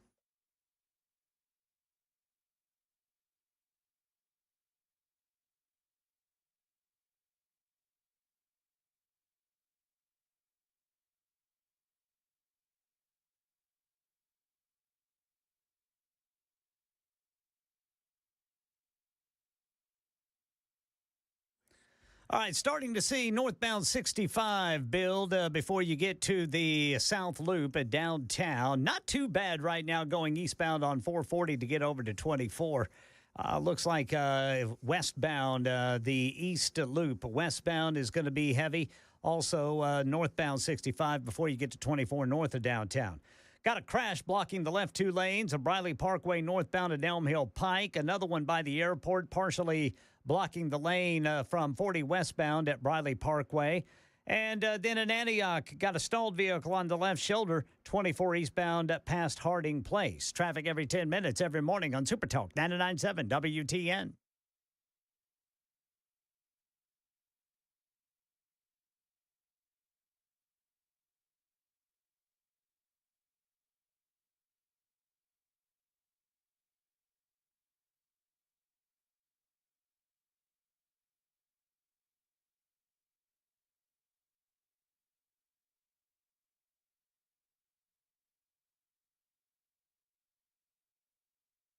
Hey, friends, it's Matt Murphy. And speaking of those storms, you know, you never know what the weather's going to do, right? It's hot one day, it's a little bit cooler the next. And that's just Tennessee weather for you. But as the days get hotter, as the spring becomes summer, as your AC works a little harder, I would encourage you, if you have any issues, to write this number down and make sure that you have it available for you. It's Efficient Heating and Cooling. It's Jeff Eddy. He is my man when it comes to any and all of your AC work. And by the way, if you are someone that you know is an HVAC technician or installer, or you're interested in a new opportunity, Efficient's hiring. They absolutely love finding new, good, hardworking folks to become a part of the Efficient family, and they're always growing. So just keep that in mind when I give you the website. They're also an Elite Pro partner with Rheem, so when it comes time to replace, they can find the right unit for you, but they want to fix that unit and extend the life out of it. I mean, to make sure that you maximize the life of that unit. That's how you keep costs low. In doing so, they extend that life, and you don't have to worry about it for this season. Just give them a call if you have any issue, and Jeff Eddy and his team will come right out. 615-784-4424, 784-4424, or go to efficienthvac.net.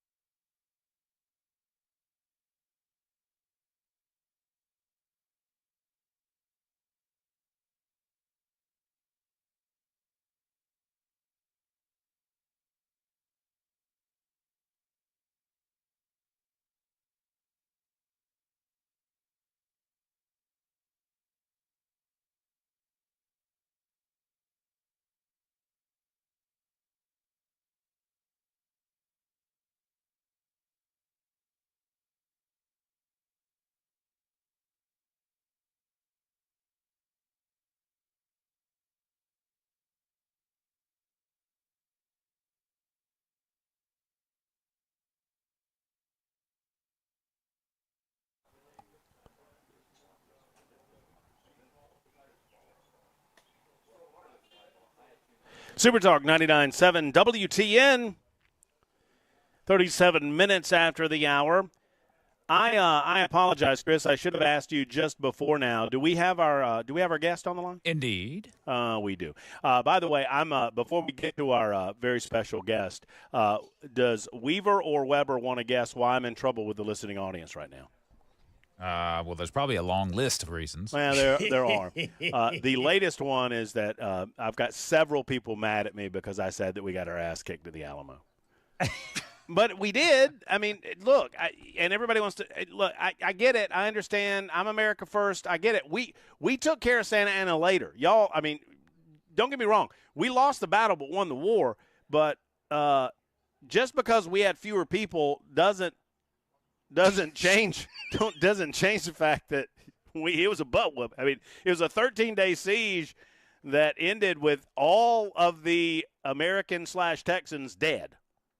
And we killed a lot of Mexicans. I mean, but we were in the fort, so you would expect that. Anyway, maybe we'll debate more on that coming up in just a little bit. But I love all of y'all that are coming after me. What are you talking about? Oh, well, okay. Right now, we welcome to the show our good friend, the Attorney General of the state of Tennessee. He is Jonathan Skrmetti, and he joins us to talk about some of the things we see going on around the country and what law enforcement is ready for in the state of Tennessee and what's allowable and what is not allowable in the state of Tennessee. Attorney General, thank you so much for your time. It's always a pleasure talking with you. I hope you're well. Thanks, Matt. Thanks. It's great to be back.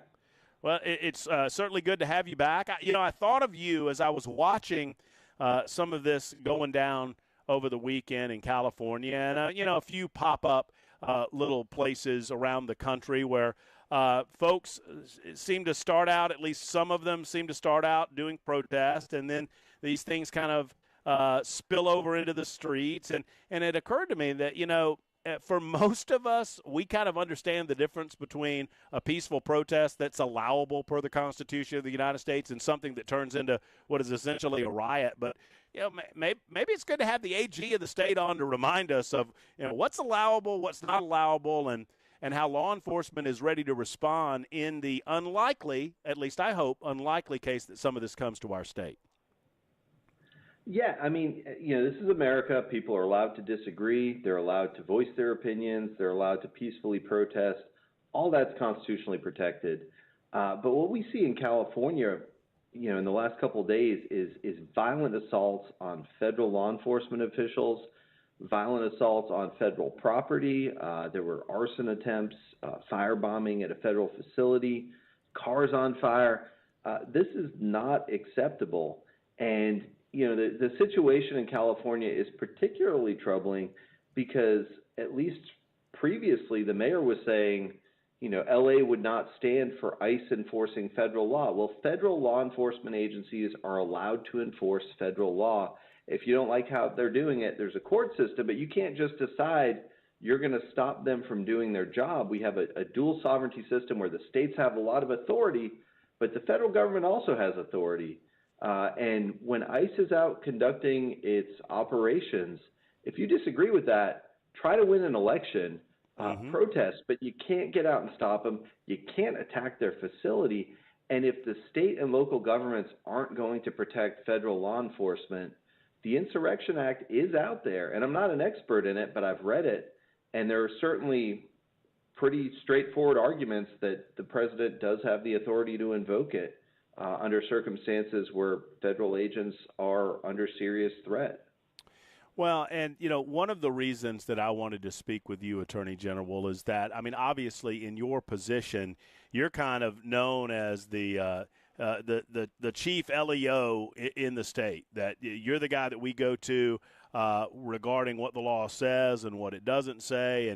And you're the tip of the spear in terms of all of those law enforcement agencies that fall, in a variety of different categories, in a variety of different ways throughout the state of Tennessee. So how would you advise people regarding what our law enforcement is prepared to do should it be necessary? I feel like we're going to have a very black and white approach to what is permissible and what is impermissible in our state, unlike maybe some of the shall we say bluer states around the country. Well, by and large, that is accurate. The interesting thing about Tennessee is we don't really have state-level prosecution. A lot of states, the AG can step in and for either matters of statewide interest or matters that transcend jurisdictions, there's a prosecutorial element where the AG can go after people for committing crimes. Here, it's all DA by DA. So the state law enforcement entities, I think, have a pretty straightforward approach to all this stuff. But when you start to get down to localities, the attitudes, I think every DA is going to take violent crime very seriously, but I also think, there may be differences depending on priorities that a different DA has. But the important thing to remember is we also have the federal prosecutors, and when we're talking about federal immigration activity, certainly Tennessee has expressed very clearly its support of enforcing immigration laws, but ultimately these are federal laws, and the U.S. Attorney's Office is incredibly powerful. They have very serious crimes that they can bring to bear to charge people with that carry lengthy sentences. So I think you'll see a lot of state law enforcement supporting federal law enforcement in a way that maybe California has equivocated on, or at least did. I can't quite tell where they're at now. It seems like somebody got the memo and California is starting to take this stuff more seriously from the latest reports I've seen. But, in Tennessee, you're going to see state law enforcement supporting federal law enforcement. You already see that with the Highway Patrol coordinating with ICE. But if people interfere with that, if people start especially threatening or assaulting any federal agents out there or putting their lives at risk, you're going to see very severe consequences. It occurs to me, and we're speaking with Attorney General Jonathan Skrmetti on our Murphy Show hotline, and we appreciate the AG giving us a little bit of his time this afternoon. I'm just interested, your thoughts on that coordination. I mean, obviously we've heard from the mayor of Nashville, and once again, I suppose that there are certain limits on what your speech will allow you to say, depending on exactly what you're saying. Those limits are very narrow, so he's within his right to offer his opinion on what's happening, as are you. And I'm curious. I mean, I feel so good that we have a Tennessee Highway Patrol that is concerned about the citizens of this state, those that want to be free of criminal activity in their neighborhoods, that they would coordinate with ICE, recognizing the necessity of getting some of the illegal alien criminal lawbreakers off our streets as well. What are your thoughts on it, Attorney General? So, the law says that you don't have to, if you're a local or state official, you don't have to do what the federal government wants, but you can't get in the way. And so you see the state level law enforcement working very closely with ICE. We've known for years that there are laws about immigration, but they went completely unenforced. Under the Biden administration, we sued repeatedly, trying to get the administration to recognize that these laws were out there, trying to avoid all these really wild ideas they had about ignoring the law in creative and expansive ways. And the message from the courts was generally the president can enforce the immigration laws the way the president wants to enforce the immigration laws. We were pretty frustrated by that at the time. Mm-hmm. But if that's what the law is, we've got a president now who got elected saying, I am going to enforce these immigration laws, and he's following through on that promise. People knew what was coming, and, it is illegal to be here illegally. Now, I think the violent criminals absolutely need to be the priority. We have dangerous people. We've seen Tren de Arago. We've seen MS-13 activity in the state. But, we have laws. We are a society of laws. The rule of law means it doesn't matter if you like a given law or not. They have to be enforced consistently. And, you can't just pretend that a law that was duly enacted doesn't exist. It's going to catch up with you. What we're seeing now is the fruit of years and years of trying to pretend the law said something different than it says. Attorney General, you obviously have so many different things going on. I think there is U.S. versus Skrmetti been decided yet? Forgive me for not knowing where we are in the process, but I hope you will know. Where are we in that process, and what update can you give us on that case? So we expect the opinion in that will be out sometime in the next few weeks. The Supreme Court usually gets all their opinions for the last term out by the end of June. Usually the most controversial ones come the latest or close to the latest. So my guess is toward the end of the month, but it could be any time from now to the end of June, maybe even a little later. We look forward to that ruling. I thank you for your leadership and your role as Attorney General.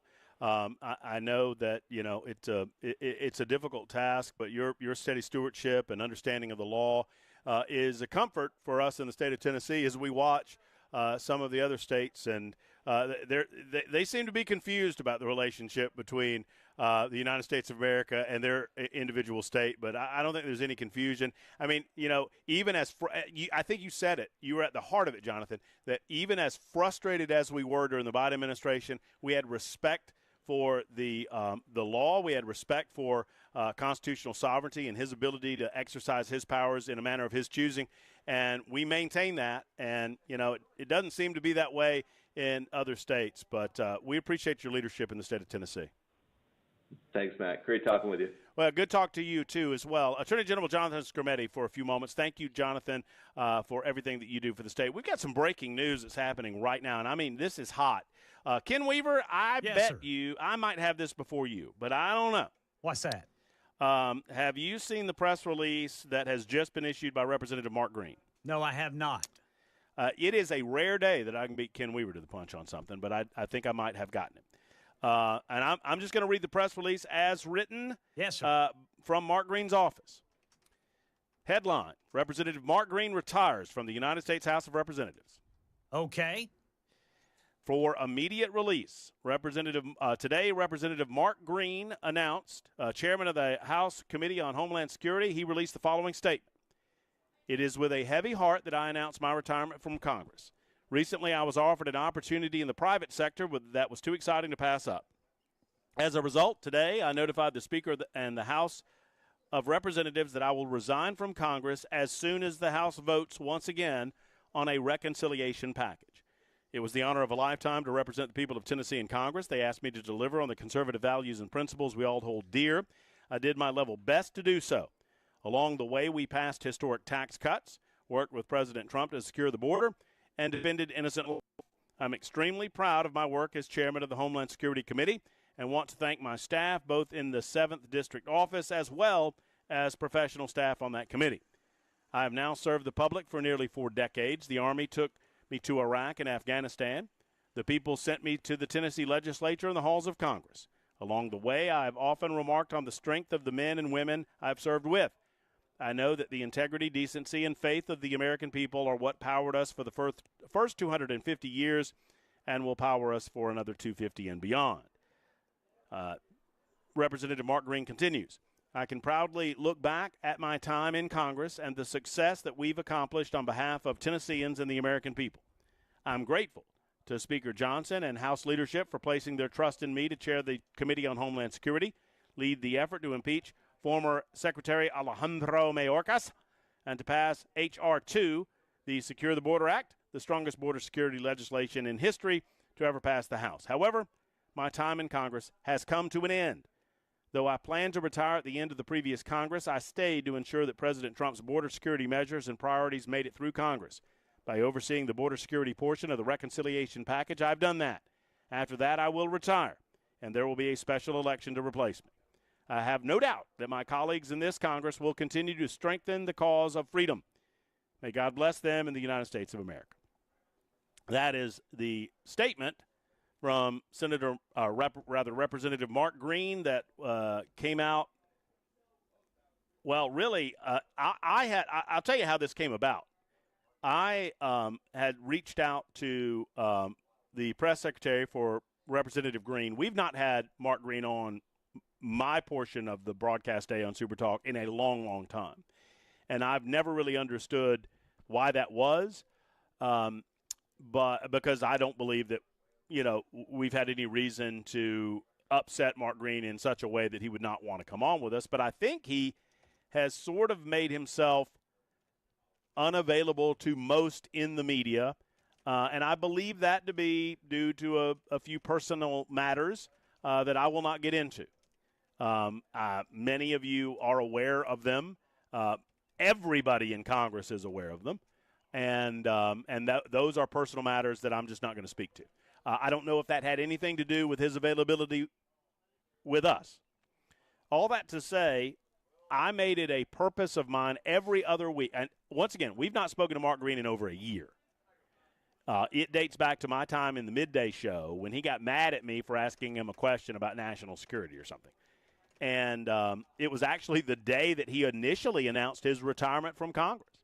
And I don't remember exactly what day that was or what month it was, but then he eventually rescinded that. He ran for re-election, won re-election, and now he's announcing his retirement today. Every time that I've spoken with Mark Green, every time that I've seen Mark Green, he's been nothing but professional and courteous, and he has been laser focused on the needs of the people of the state of Tennessee and of the United States of America. So we wish him well. But I have every other week sent him a text message to his press people saying we would love to have Representative Mark Green on the show with us. Let us know how that can happen. And every other week, I'm told we'll see what his schedule allows, and we will do so. Well, this week, I asked it yesterday evening. I sent the message out asking if he had any time.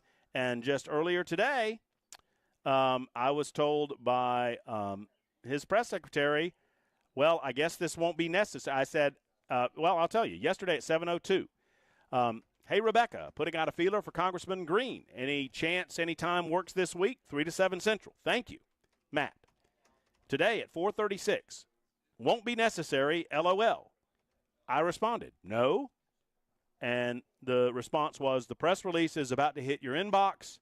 Mark is retiring. And then Rebecca sent me a copy of the release. So there you go. Mark Green is retiring. We will go over some of the consequences of that in just a moment. It's 54 after the hour, live from the Nashville Golf and Athletic Club. It's the Matt Murphy Show on Super Talk.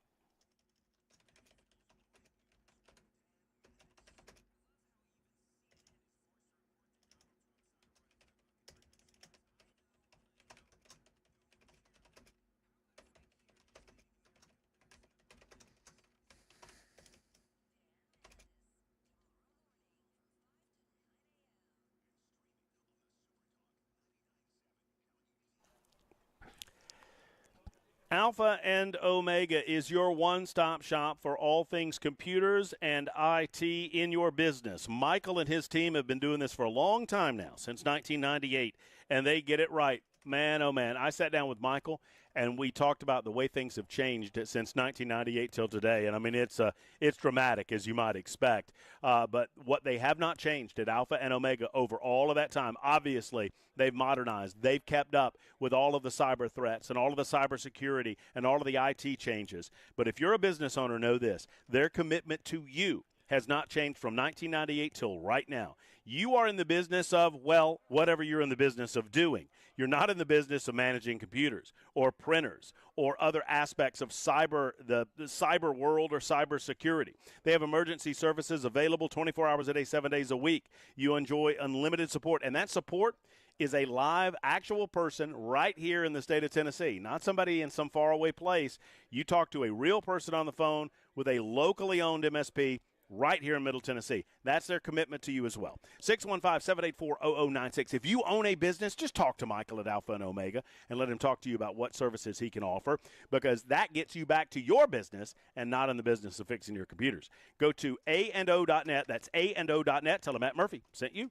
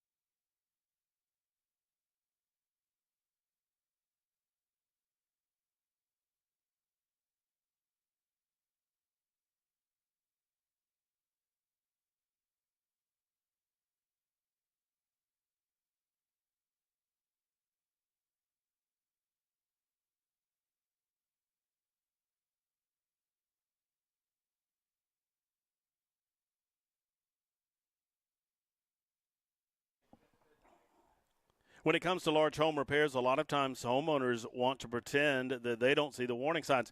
When I'm talking about that to homeowners, mostly I'm talking about the foundation of your home, right? I mean, the last thing you want to consider is that your home's sinking or doing something that it's not supposed to do from a foundation or a structural standpoint, because that feels like that's a major expense, and it can be, no doubt. But if you catch it early, and USS wants you to, you can avoid some of the major consequences of the warning signs that you see, like doors sticking or windows sticking or cracks in the masonry joints, those telltale stair-step cracks, or, something that's used to be level and it's not quite level anymore, or a musty or moldy smell in your basement or crawl space. I'm just mentioning a few of the warning signs. USS has them all on their website, USSTN.com.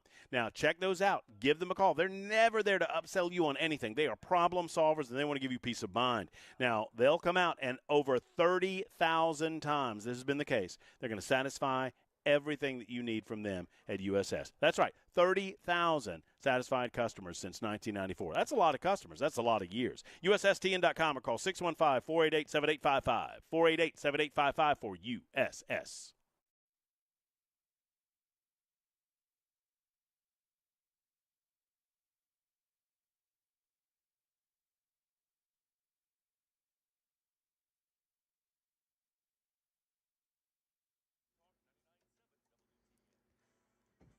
Five o'clock on the dot. I'm Ken Weaver with your top stories. Got the full forecast and traffic in 5 minutes. Right now in Tennessee, 7th District Congressman Mark Green says he will be resigning from Congress.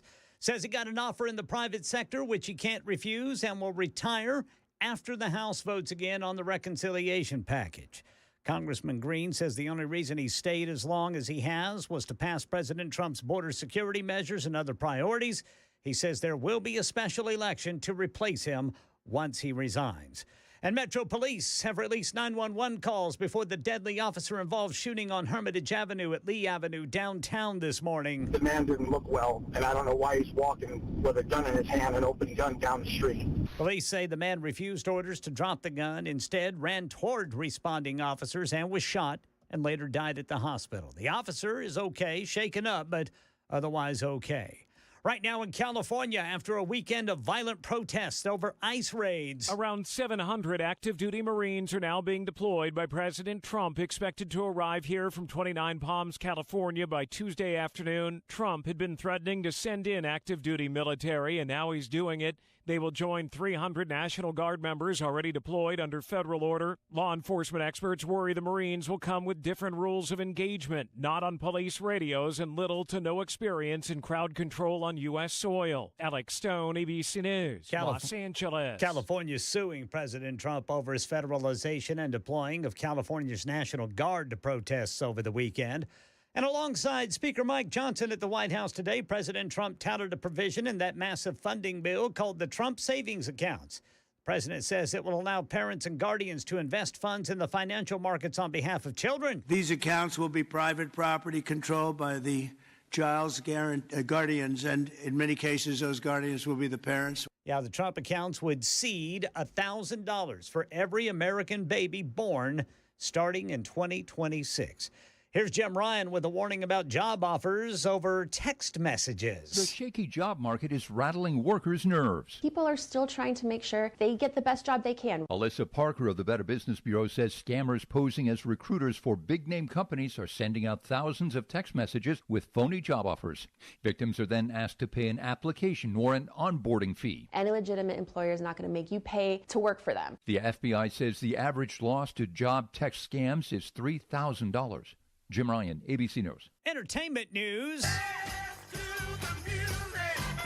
Music legend Sly Stone has died. He was the mastermind of Sly and the Family Stone, which released a string of hits beginning with this one in 1968.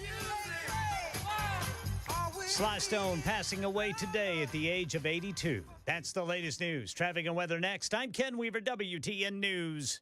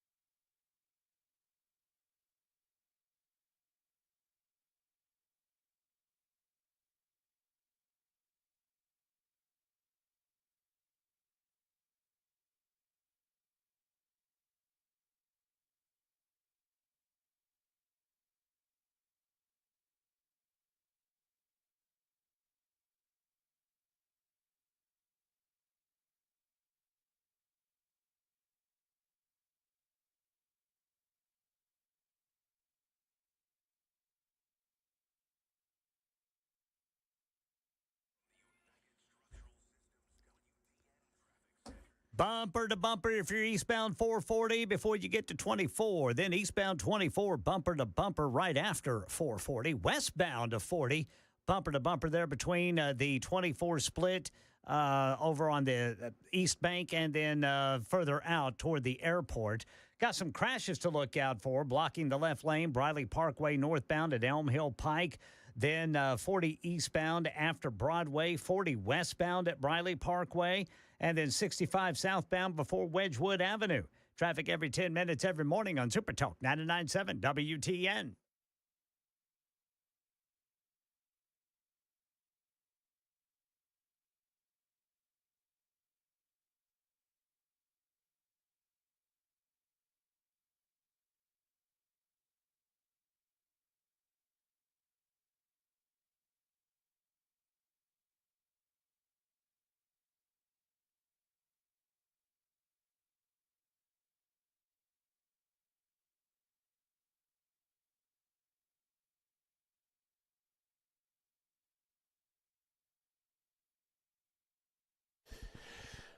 All right, I promised I'd get to more telephone calls, and we will do so in this hour. We have nincompoops in the news coming up in about 30 minutes or so. My name is Matt Murphy. This is the Matt Murphy Show. Thank you for being a part of the show today on Super Talk 99.7 WTN. Whether you're listening passively or you want to participate on the Super Text line or on the phone line, 615-737-9986, 615-737-9986. That's the telephone number to do either of those two things. By now you probably know that the zebra was found over the weekend. You probably know that certain cities are burning. At least they were over the weekend. And sadly, there isn't a lot that those states seem to be able to do about it, although Donald Trump's doing his dead level best. Going to give you the update there on that in just a moment, as Donald Trump has called out the United States Marines. And is it unheard of? No, it's happened in the past, but it is very rare that a president would make a determination or a decision like that. Rarer still that the president would do so without consulting with or not in concert with the governor of that given state. Well, that's the case out in California, and we're going to update that in just a couple of minutes, plus your telephone calls. The news of the day in the state of Tennessee, as we just broke for you, and I think, I'm not here to take the credit, but I think we had this story even before the press release broke, because I happened to be in a text communication with one of the press spokespeople for Congressman Mark Green. Congressman Mark Green has announced his official retirement, serving the 7th Congressional District in the state of Tennessee as their congressman. Mark Green announced a retirement about a year and a half or so ago, and, you know, I want to say it was about a little over a year ago that retirement was announced. He decided not to retire, eventually ran and won another term in office as the 7th Congressional District representative.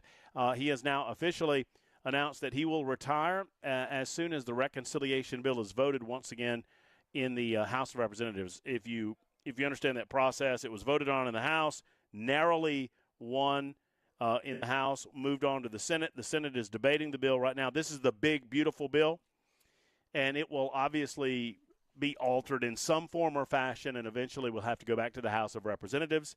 And Mark Green says that he will remain in the House until it is voted on, and then he will retire after that. So his retirement is pretty much effective immediately.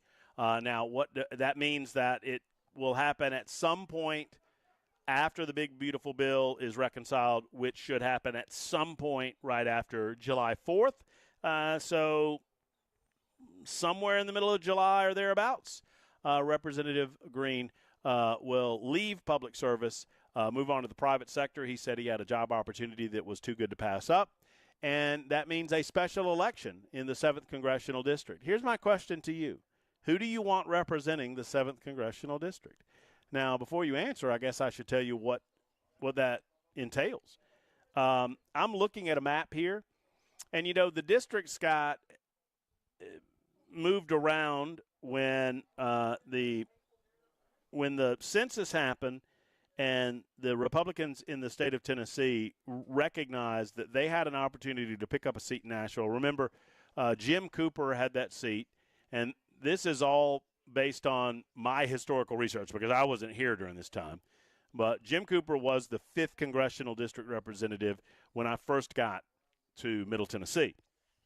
And pretty soon after I got here, the Tennessee General Assembly redrew district lines to allow 3 individuals to represent the metropolitan Nashville area as opposed to just 1, which had previously been the alignment. And what this did was present an opportunity for Republicans to pick up a seat, and they did. And so now you see Andy Ogles, you see John Rose, and you see Mark Green representing portions of the metro Nashville area. And then, Andy's district goes down into College Grove and Spring Hill and Columbia into Murray County, and it kind of stretches into Brentwood and even into Mount Juliet. John's district is up in I think he's Gallatin and Hartsville and in the Gainsborough and Cookeville area, in that area, and he snakes back down into a little bit of around I think McMinnville, if I'm not mistaken. Hold on, let me make sure. I don't want to say wrong.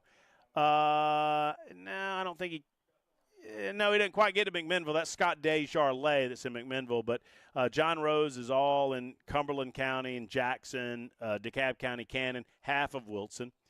And then there's Mark Green, who represents Franklin, large portion of Franklin, Dixon, Clarksville, and let's see, where else is he over there? Centerville, Waverly, Linden, Decaturville, and then all the way down to the Alabama line in like Collinwood area.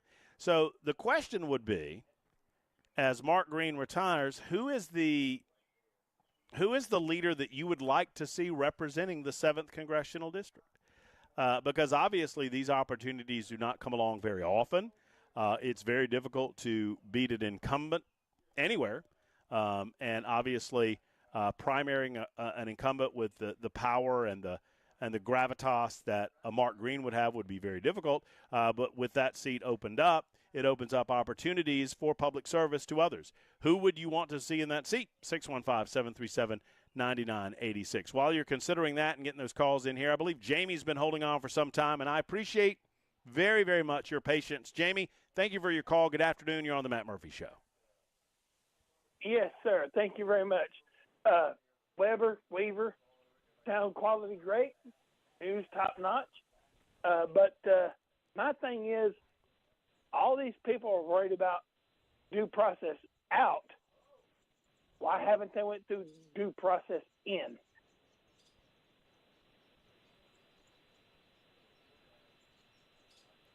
Jamie, so you're saying they did not take the proper steps to get into the country, so why should we offer them the proper steps to get out of the country?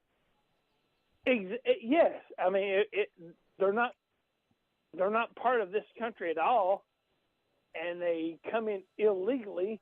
Why should we give them legal process out if they came in illegally? Well, because we're better than them is the short answer. But also, I think there's been a lot of attention, and I think your question, it's short, it's succinct, but it merits a little bit of a further discussion. And Jamie, thank you for the call, and keep listening, Jamie. And I'm gonna answer this question for you, and I appreciate your call. So the question is not everybody wants to focus on what the process is, and most commentators, talking heads on television platforms that are largely against Donald Trump, ABC, CBS, NBC, MSNBC, #NeverCNN, they don't want to talk to you about what's due. And I believe that word is as essential, if not more so, than the word process. So what is due an illegal alien who is in this country is not the same thing as the process that is due an American citizen. There are certain things that are due that illegal alien. And I'm going to tell you the long and short of what they are, for the most part. if you are pulled over, you do not have the proper documentation, and it is determined that we figure out who you are, then you are to go not through a criminal court, you go through an immigration court. And that immigration court essentially determines that you are who we think you are, and then it determines whether or not you are in the United States of America legally or not. And if you're found to not have any pending claim, such as asylum or deference, meaning deferred action on your removal from the United States of America, then that's it. That's the entire process that you are due. We know who you are, and you're not here legally.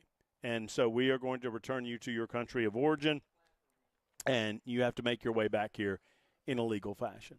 So I think a lot of our liberal friends want to make it more complex than it actually is. But that's the long and short of due process, Jamie. Who are you? Are you who we think you are?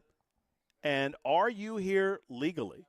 Do you have any excuse for why you're here without the appropriate documentation, whether it's an asylum claim that's pending or a deferral claim that's pending? And if the answer to those questions are no, that's it. So I don't understand what liberals want more than that. There is no more than that under the law. Now, I bring up the asylum portion. I think we use asylum far too much. I bring up the deferred action when it comes to removal. That's what Abrego Garcia applied for and received. I think we were in the Biden administration by the time he received that deferred action. It might have been the end of Trump. It might have been 2020, the end of Trump. One way or the other, he received deferred action because he claimed that a rival gang in El Salvador would try to kill him if he were sent back to El Salvador because he was himself a gang member. That was a portion of his rationale why he should be allowed to stay, that he had been a gang member, that he claimed that he wasn't currently a gang member. Well, Mr. Abrego Garcia is now getting his due process when it comes to a criminal charge against him with regard to human smuggling. And, well, rightly so. 615-737-9986. The question before you is a simple one. Who do you want to represent you in the 7th Congressional District? Mark Green has announced that he is retiring immediately after the big, beautiful bill, the reconciliation bill, is passed. We'll get to those calls and those comments coming up in just a moment. It is Super Talk 99.7 WTN, 19 after 5.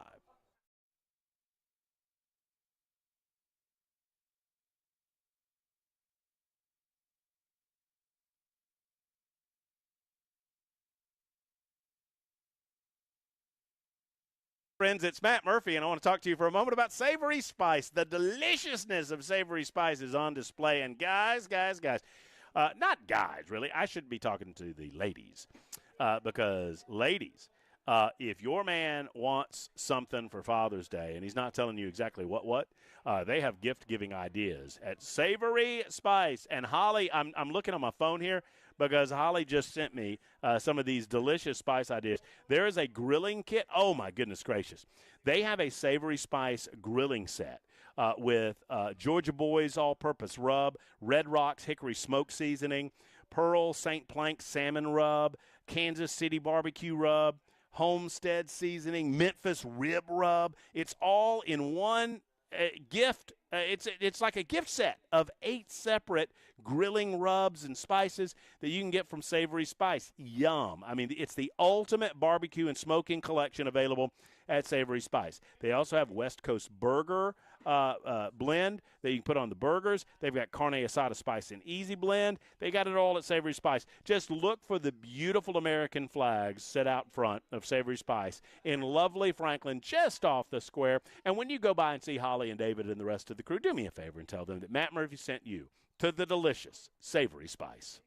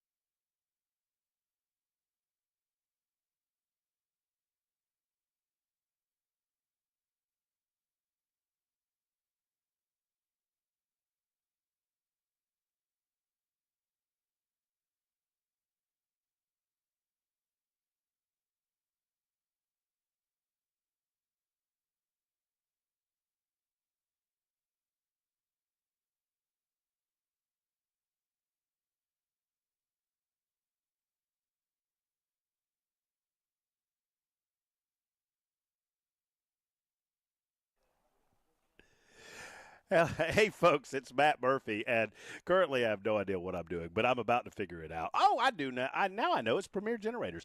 Premier Generators is the newest sponsor of the Matt Murphy Show, and I owe them such a debt of gratitude because they have taught me a lot about Middle Tennessee, the weather in Middle Tennessee, and what a home generator means for the people of Middle Tennessee. And they can teach you this as well.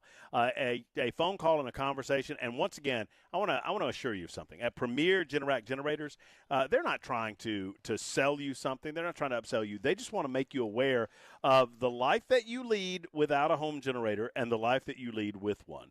Because in Tennessee, we've got ice storms. We've got thunderstorms like we saw earlier today where your power could go out at any time. If you're in need of constant power, maybe you've got someone elderly that lives in the home that is on oxygen or some other power-based system. Perhaps you work from home and you need that power to be consistent during your workday. Whatever your need might be, you don't need to compromise with Mother Nature anymore. Get yourself a home generator from Premier Generators. They are your #1 Generac generator dealer in Middle Tennessee. Call 615-439-2992 and say thank you for being a great sponsor of the Matt Murphy Show. Or go online to premiergenerators.com and you'll thank me for giving you the tip on Premier Generators. Once again, it's premiergenerators.com.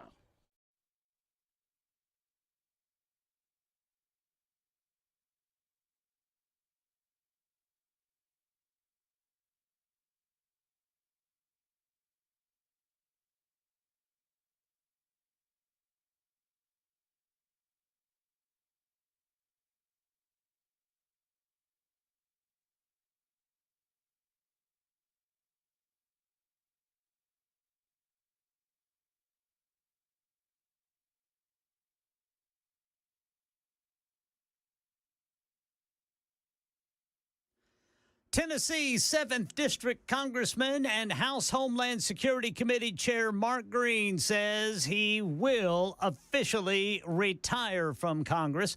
Metro Police have released video of this morning's deadly officer-involved shooting. Got to hear from a woman who was near it when it happened. President Trump calling up active duty Marines in L.A. These stories and more at 5:30 on Super Talk 99.7 WTN. You know, thank you, Ken Weaver, by the way. Ken Weaver back at home base in News Closet B. Matt Murphy's out of the house. I'm on location at the Nashville Golf and Athletic Club until 7 o'clock tonight. Thank you for our hosts. They've been very gracious. We are out here for the big golf classic, and 104.5 The Zone, our brother sports station, has put this on for years, and we're expanding it and kind of becoming more of a part of it. Thank you to Cabinet Solutions for sponsoring. Thank you to Paul Winkler, to Smoky Mountain Tops, to Mark Spain Real Estate, to Daily Defense, to Medical House Calls, Brentwood Hearing Center, so many other sponsors. I just try to name a few of them from time to time. We appreciate all of you for giving us an opportunity to give a little back because the charity that we have this going on for is the Fight DMD charity. To donate, visit fightdmd.com. That's fightdmd.com. When you're such an open book as I, then I give my cell phone out to everybody, right? I've just never been particular about it. I do caution people that if I don't recognize the number that's calling me, I don't answer the phone. But when you give it out as much as I've given it out on the air before, because, I don't mind. I mean, it's, you ought to be able to find me. But when you do that, you get a lot of text from numbers you don't recognize.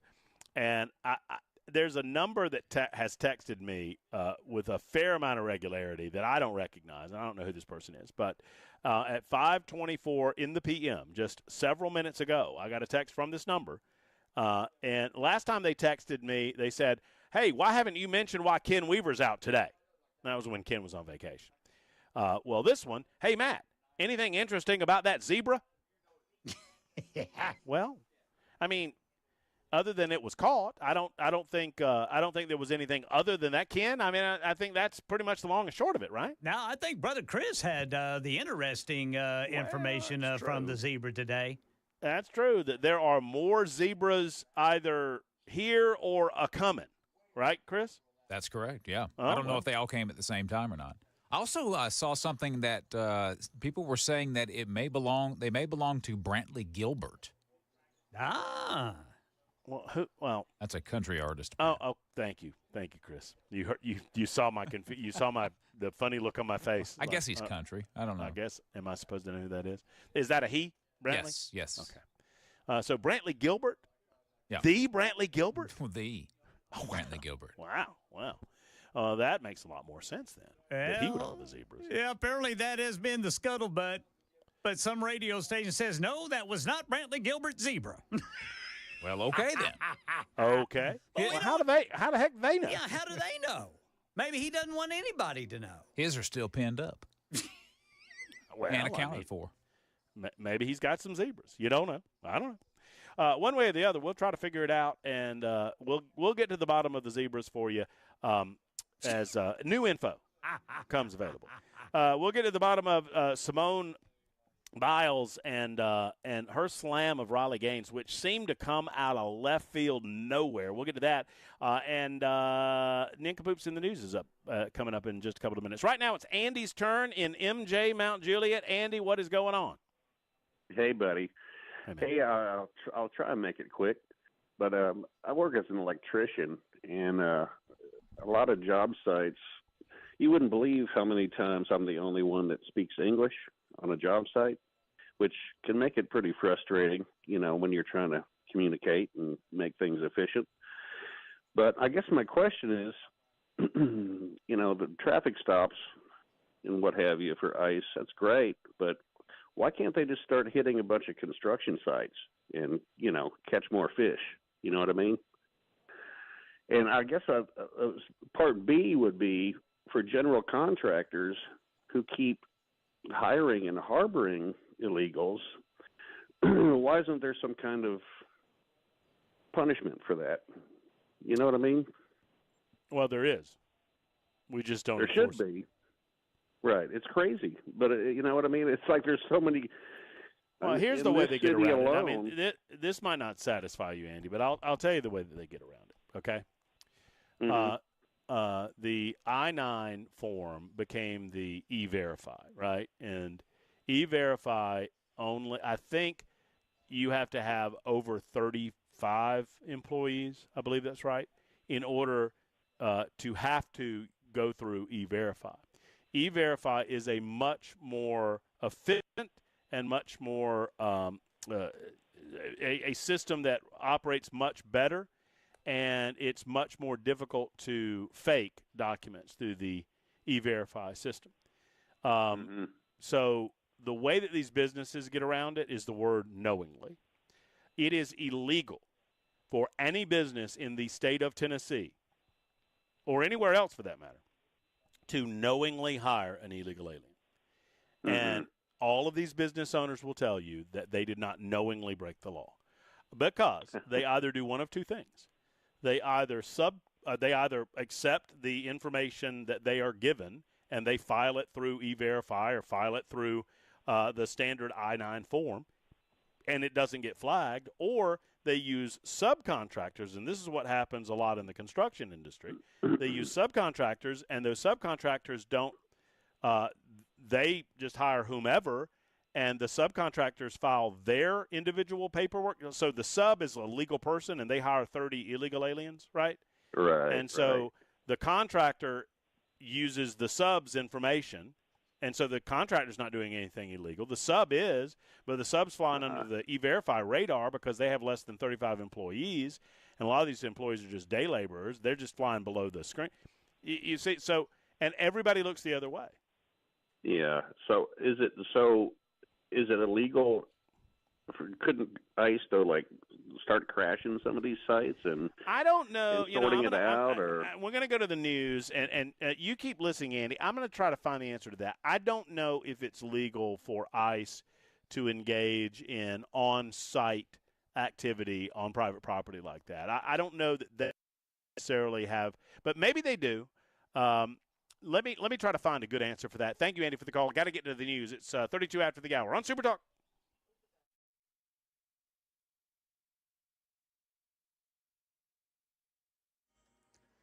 I'm Ken Weaver with your top stories. Full forecast and traffic in 5 minutes. And right now in our nation's capital, Tennessee 7th District Congressman and House Homeland Security Committee Chairman Mark Green has announced his official retirement. Congressman Green says he has an offer in the private sector he cannot pass up. Congressman Green says he will leave after the House votes on that reconciliation bill again, and there will be a special election to replace him. Metro Police have released video of this morning's deadly officer-involved shooting. Before he is shot, you see a man armed with a gun charge at officers, pointing the weapon at them. Channel 4's Dryden Quigley spoke to a woman who was near where Metro Police encountered that fella. Keisha King works down the street and was in her car when it happened. She says her music was blasting, so she didn't hear anything, but was shocked that bullets had flown so close to her. Some even shattered the window of an office building across the street. I was literally sitting in my car, that red car right there. And the whole time, I had no idea. I was literally just sitting in my car, minding my business, music up. I always have my music up loud to block out everyone when I'm on my break. Keisha says she's lucky that no bullets came in her direction. Police are still working to learn the identity of the man and how he got that gun. Yeah, that man who was shot died at the hospital. President Trump calling up active duty Marines, which he had threatened to secure federal buildings after violent immigration riots in Los Angeles. Even though the streets are calm and peaceful today, a U.S. official confirming 700 active duty Marines from 29 Palms, California are being deployed here to L.A. Expected to arrive in the next 24 hours. Northern Command had said they were prepared to deploy. The active duty Marines will join 300 National Guard troops deployed by President Trump. Active duty Marines bring a new element that has worried law enforcement experts of the Marines not being on police radios, not having experience in crowd control on U.S. soil, and different rules of engagement. Alex Stone, ABC News, Los Angeles. That's the latest news. Traffic and weather next. I'm Ken Weaver, WTN News.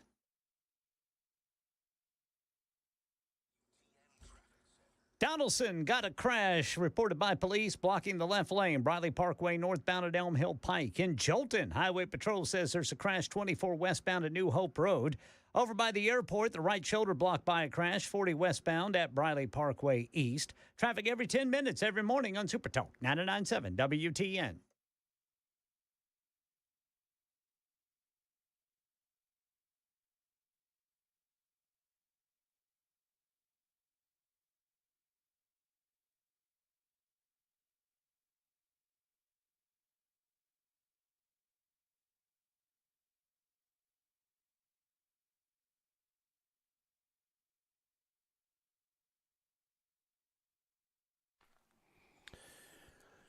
Stink, stank, stunk. I mean, when you go to the typical auto repair shop, that's what you smell. You smell the stinky, greasy rags, and, a lot of times you see them laying on the counter and whatnot, and you're a little concerned about sitting in the seats, but you do it anyway because you feel like you don't want to upset anybody. If this has been your experience at the auto repair shop, another thing that stinks, they're not being honest with you. They keep your car forever. It costs more than they told you it was going to cost you.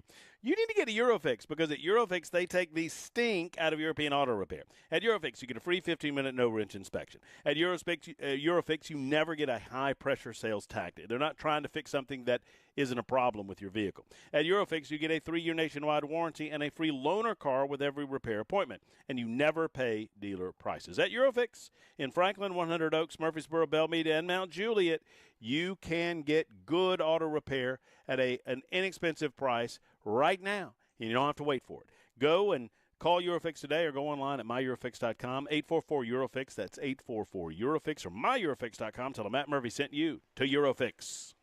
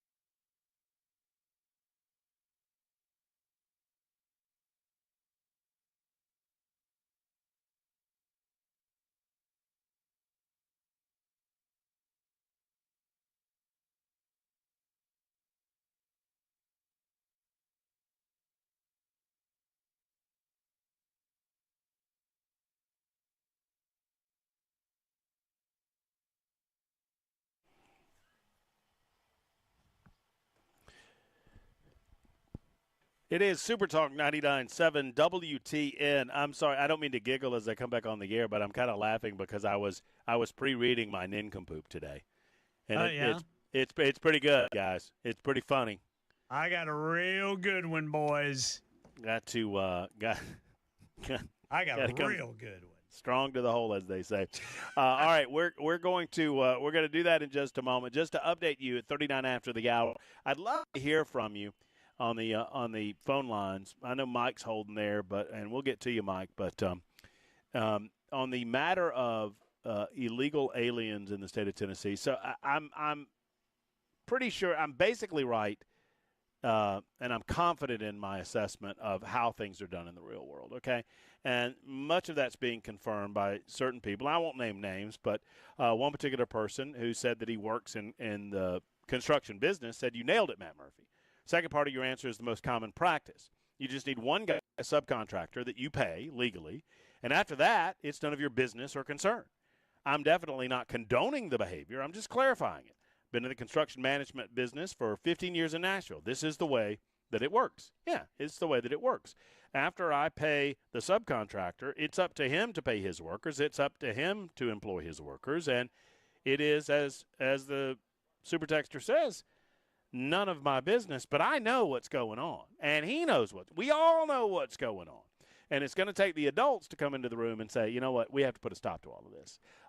This has to end now. And is that going to be a disruption in building? Yep. Is that going to be a disruption in ag? Yep. Is that going to be a disruption in service-oriented industry? Yep. We've allowed ourselves to live this life for far too long. The reason that this has been going on for the length of time that it has, I mean, I know where the Democrats are on this. They don't care about it. They do not give one whit about illegal immigration. They don't care. For those of you that do, look at I call them the Chamber of Commerce Republican Party. They're too interested in the bottom line to care that much about the illegality of what they know is going on in every Chamber of Commerce in the United States of America. Just about every one of them, at least. And that is what it is. All right, it is time, 41 after the hour. We are on location at the Nashville Golf and Athletic Club, and frankly, if we had any videos of my golf swing, I would be the nincompoop today, but we don't, so I'm not. It's time for Nincompoops in the News on Super Talk. Nincompoops in the News. It is a daily opportunity to look around the great state of Tennessee, around these United States of America, and the globe, and find the nincompoops where they live and they breathe, and we bring them to you, and you get to vote every day between myself, Chris Webber, Ken Weaver. We have 3 nincompoops and 3 opportunities to win and be the nincompoop of the day. Gentlemen, how are y'all? Doing good, Brother Murphy. I don't know what I'm doing right here. Ready to go home. Is it Friday? I wish it was, too. You know, I think I asked for a cold drink. And are y'all looking on my do you see this right here? Looks like a soda. It's got layers. It's got layers to it. Looks like. Yeah. Mm-hmm. You know what they said you know what they called this when they brought it to me? What's that? They said it was a tranny. Oh. You heard me, Weaver. They said that this is called a tranny. Okay. I'm just reporting. I'm going to use Ken. I'm just reporting the news. I'm just That's reporting what they the told news, me. boys. That's what they told me. And I've had one sip of it, and I don't think I should have any more until later. With that said, I'm going to let one of you two fellers pick it up and go first. Who wants it? I'll go first. Get it, Brother Chris. Mine comes from London, England. A British Airways cabin crew member was arrested at London's Heathrow Airport just a couple weeks ago. An incident occurred on a San Francisco to London flight where the steward on board that flight, one of the flight attendants, a male variety, the steward disappeared from his duties during meal service on a busy flight that was carrying approximately 400 passengers and crew. Flight attendants initiated a search of the aircraft when the crew member failed to report for his assigned responsibility, serving food and beverages. The in-flight crew supervisor located the missing steward in the Club World cabin restroom. I guess that's kind of like a first-class cabin restroom. Yeah. Where he was found completely nude and dancing. Yes, sir. The discovery shocked the crew supervisor, who took immediate action to address the situation. Flight attendants quickly clothed the man in spare pajamas designated for its first-class passengers. What? I don't know what happened to his clothes, but they put him in pajamas. The crew then escorted him to the premium cabin section, where they secured him in a luxury seat for the flight's duration.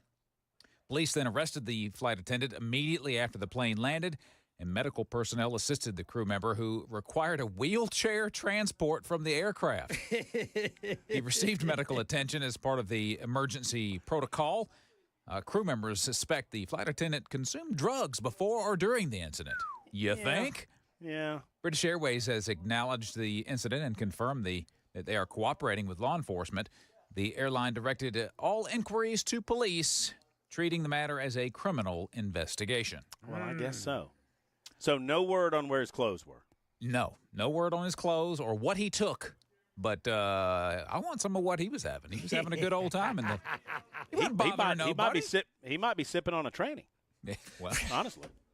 We'll know if you disappear in a little while. We'll know to go look for you.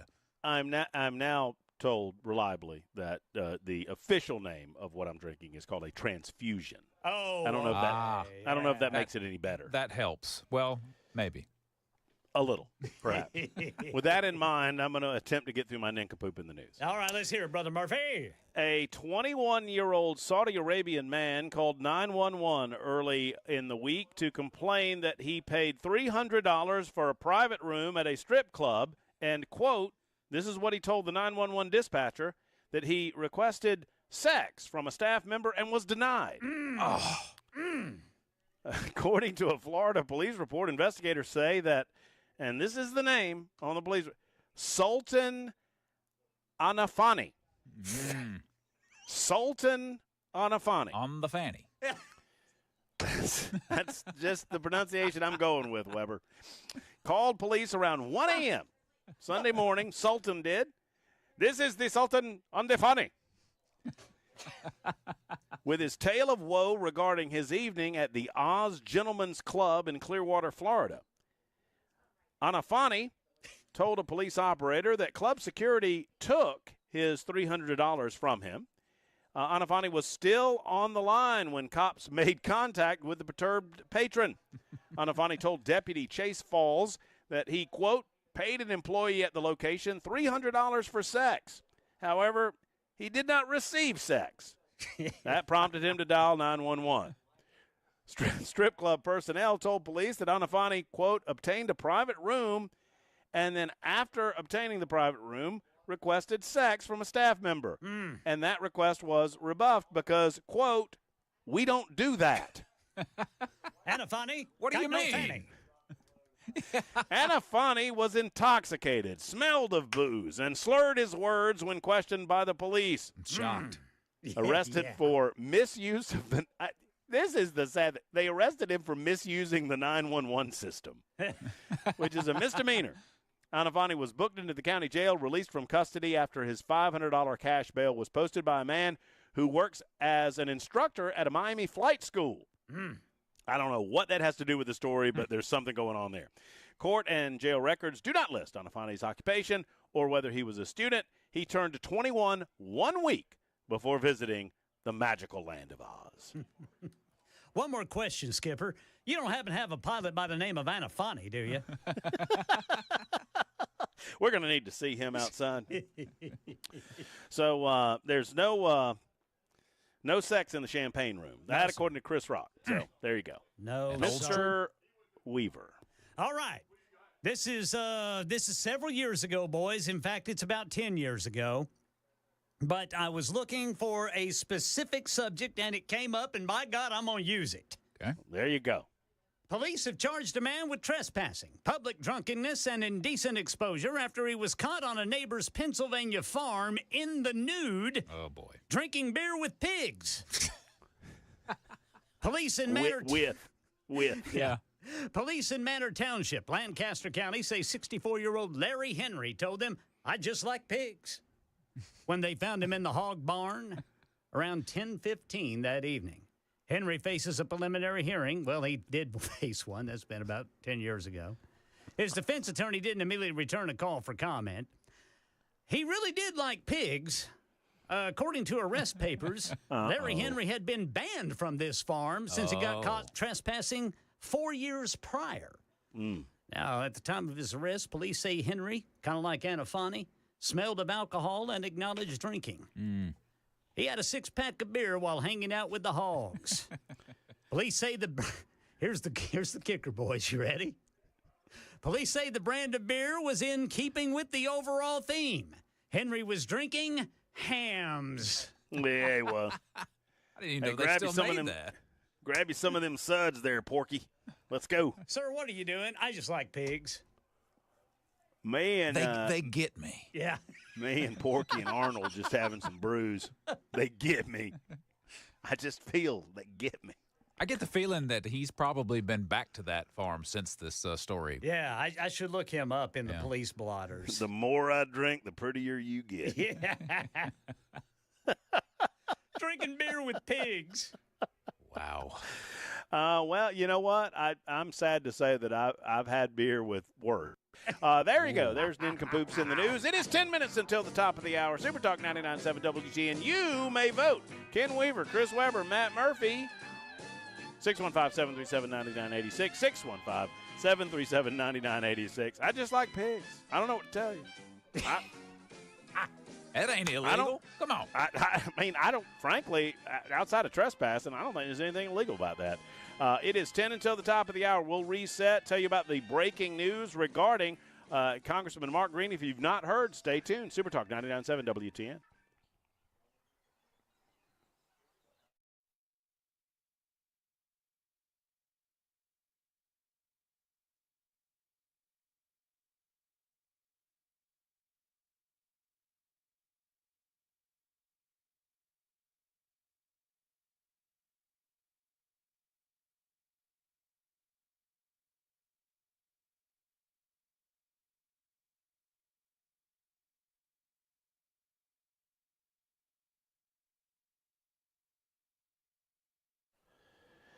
You know, we have been basking in the afterglow of the incredible event that was the annual open house at the Glock Store. And the Glock Store, man, oh man, they are great at what they do. Now, if you want to talk about an incredible new deal at the Glock Store, I know that Glocks are the highest quality handgun available at their price level. And you can buy a cheaper handgun, but why in the world would you? You cannot get a better handgun for the money at the Glock Store. Glock. The average Glock is around $600. About $600, and $600 is $600. So if you've wanted a Glock and it's a little outside of your price range, what about factory rebuilt Glock? Because Glock Store is a factory rebuilt Glock dealer.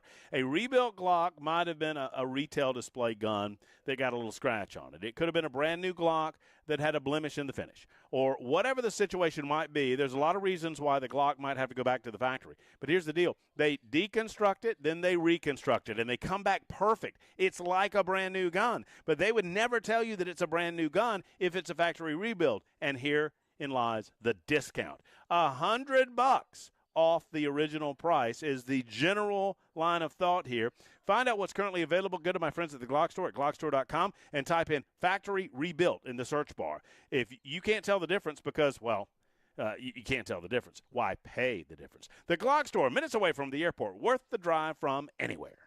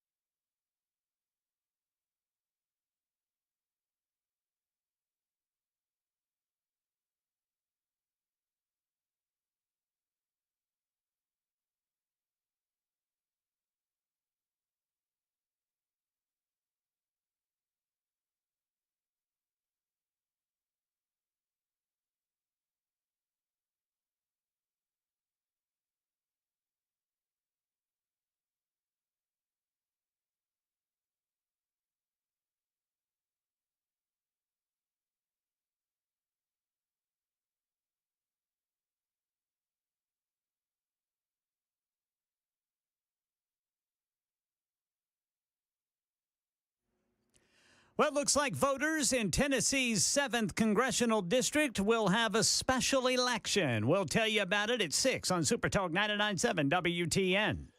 Yes, that is on the way in mere moments. I am out at Nashville Golf and Athletic Club. Ken Weaver's back at home base, as is Chris Webber. We're out and about today in celebration of the 2025 Golf Classic, brought to you by Super Talk 99.7 WT and 104.5 The Zone, our brother or sister station, as it were. Presented by Ferguson, and we absolutely love that Ferguson was our presenting sponsor today, and we have a lot of thank yous like Game Terminal, Two Rivers Ford, RTM Roofing, Tennessee Wildlife Resources, and many, many others, including Cabinet Solutions, who was kind enough to sponsor a team for us this year. And we thank all of you for that. A lot of commentary on nincompoops in the news today.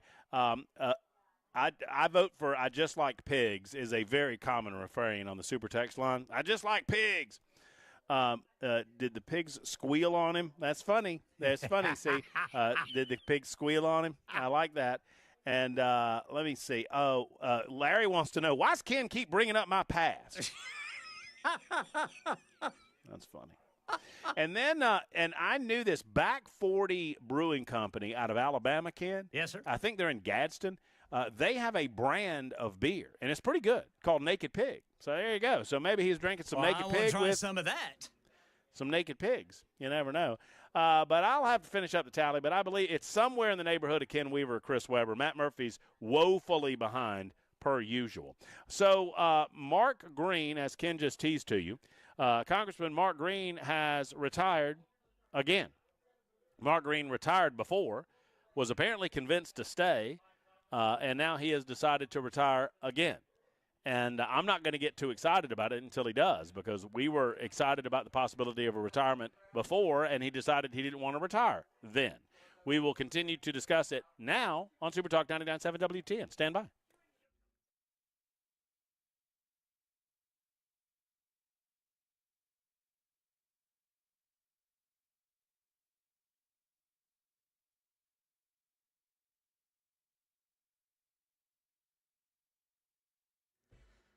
Six o'clock on the dot. I'm Ken Weaver with your top stories. Got the full forecast and traffic in 5 minutes. And right now in our nation's capital, Tennessee 7th District Congressman and House Homeland Security Committee Chairman Mark Green has announced his official retirement. Congressman Green says he has an offer in the private sector he cannot pass up. Green says he will leave after the House votes on the reconciliation bill again. He says there will be a special election to replace him. Right now in Nashville, Metro Police releasing 911 calls of a deadly officer-involved shooting at Hermitage Avenue and Lee Avenue this morning. The man didn't look well, and I don't know why he's walking with a gun in his hand, an open gun down the street. Yeah, video shows this man running at police officers, pointing the gun. Metro Police Chief John Drake. Officers arrived and saw the individual with the weapon. The individual charged towards officers, like running, and as he raised the weapon up, the officer fired. Yeah, this woman tells Channel 4 she was in her car with the stereo cranked up on her brake, didn't even hear it, but learned about it. I'm feeling blessed for myself right now. Like, I'm thankful for myself because that was really close, like, because the angle could have been off just a little bit and came my way instead. Man died at the hospital. The officer not hurt, shaken up but not hurt. No details on the man's identity.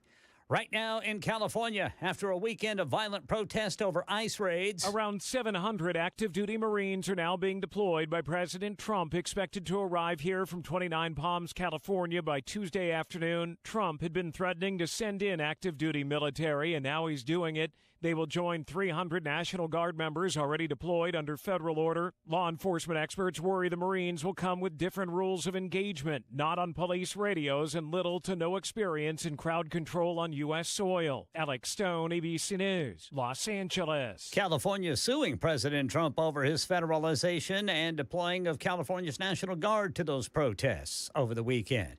Have you heard about the Trump savings accounts? Alongside Speaker Mike Johnson at the White House earlier today. For every U.S. citizen born after December 31st, 2024, before January 1st, 2029, the federal government will make a one-time contribution of $1,000. That's a big, beautiful bill. That's what's in the big, beautiful bill. It will allow parents and guardians to invest funds in the financial markets on behalf of children. And entertainment news, we lost an icon in soul and funk music. Sly Stone was the mastermind of Sly and the Family Stone that became one of the most influential acts ever, releasing a string of hits, beginning with the 1968 album Dance to the Music. In the summer of '69, they scored big at Woodstock with I Wanna Take You Higher. Then came a downward spiral. By 1975, Sly and the Family Stone was falling apart, and the group called it quits. Sly Stone was 82. Michelle Franzen, ABC News. That's the latest news, traffic and weather next. I'm Ken Weaver, WTN News.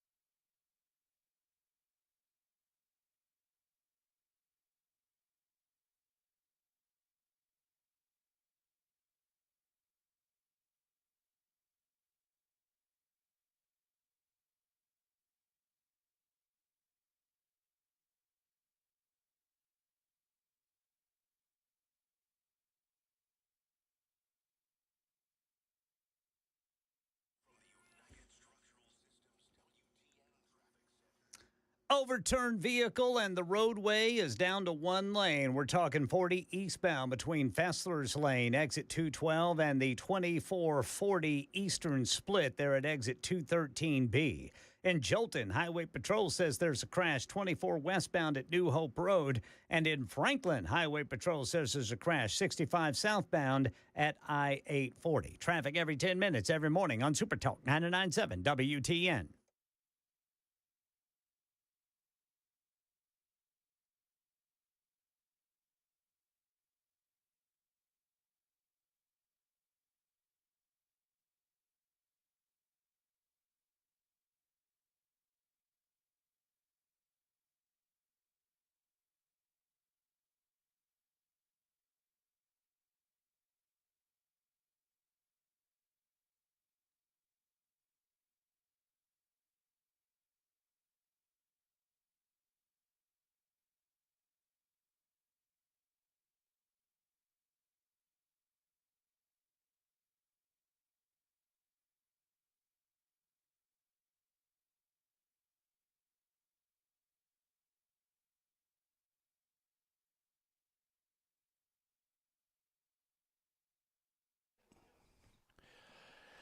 It is Super Talk 99.7 WTN, final hour of our Monday edition, June 9 edition of the Matt Murphy Radio Show. Thank you for being with us. We are live from the Nashville Golf and Athletic Club, have been all day today. I think the afternoon portion of the day at least, with Chad Benson from noon until 3 and yours truly from 3 until 7 o'clock. We're winding it down and wrapping it up. Absolutely gorgeous in Brentwood. Hope that it's pretty where you are. I've been watching all afternoon long, and I know I've been fascinated with this, and I've obsessed over it and talked too much about it, but these baby birds in the corner in their little nest made, we think, purple martin, maybe barn swallow, I don't know.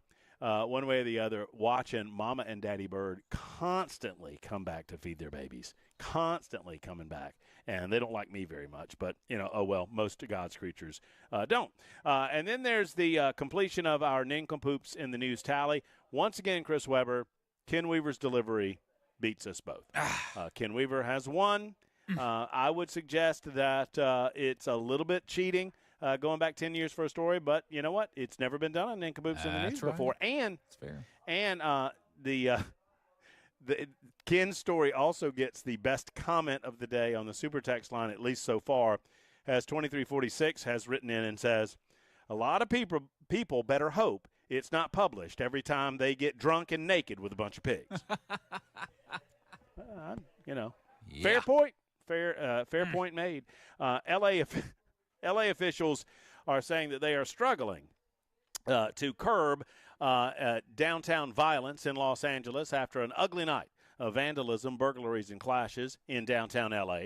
Businesses vandalized, burglarized overnight, concluding hours of unrest. Waymo cars burned, police cruisers crushed with rocks, electric scooters, and various forms of vandalism downtown and in the Civic Center. All of this happening a few blocks away. They've taken worldwide attention as President Donald Trump has deployed the National Guard and now is saying that the Marines might be involved with helping keep law and order in that part of the world. Donald Trump taking decisive action against the L.A. rioters with the Marine deployment. President Donald Trump earlier sent some 2,000 National Guardsmen to the riot-racked city over the weekend and now is saying a battalion of 500 U.S. Marines have mobilized and they will respond to anti-immigration enforcement riots. This is more than just anti-immigration enforcement riots, by the way. One, what exactly are you rioting over? I am sincerely asking the question, and I don't know that anyone in the mainstream media is trying to get to the bottom of this. All right, so you're rioting. Okay, so let's pull this back, and let's, I know that we don't do this, but let's forgive the violence and the looting and the vandalism. Let's forget that all of that's going on. Let's suggest, as most in the mainstream media already have, that those are individuals and groups of individuals that are taking advantage of the situation, and they should be discounted. It's the root of the protest and the root cause of people taking to the streets are their belief that something going on is unjust and it needs to be corrected, that civil disobedience is necessary to correct the unjust nature of what is happening. I want to know what that is. Are you saying that the laws are unjust, the execution of the laws are unjust, the enforcement of the laws are unjust? What? Because the way that you correct things that you disagree with that have been placed in the law, you do that through the legislative process in the individual states, or you do that through the Congress of the United States. You don't do it through burning things on the street. Oh, but we want to draw attention to the situation. Here's the reality, folks. You draw as much attention to this as you want, but if your position is that you believe that people who have been deemed illegal in the United States of America should be legal just because you say so, 80% of Americans disagree with you on that. You're not turning people to your side of this issue because you're burning electric vehicles. You're just not. I think the vast majority of these people, they want to cause chaos. They want to make the American people believe that our city streets are unsafe. And sadly, most of them don't care about our borders. They don't care that we have to have a legal process by which you get into the United States of America.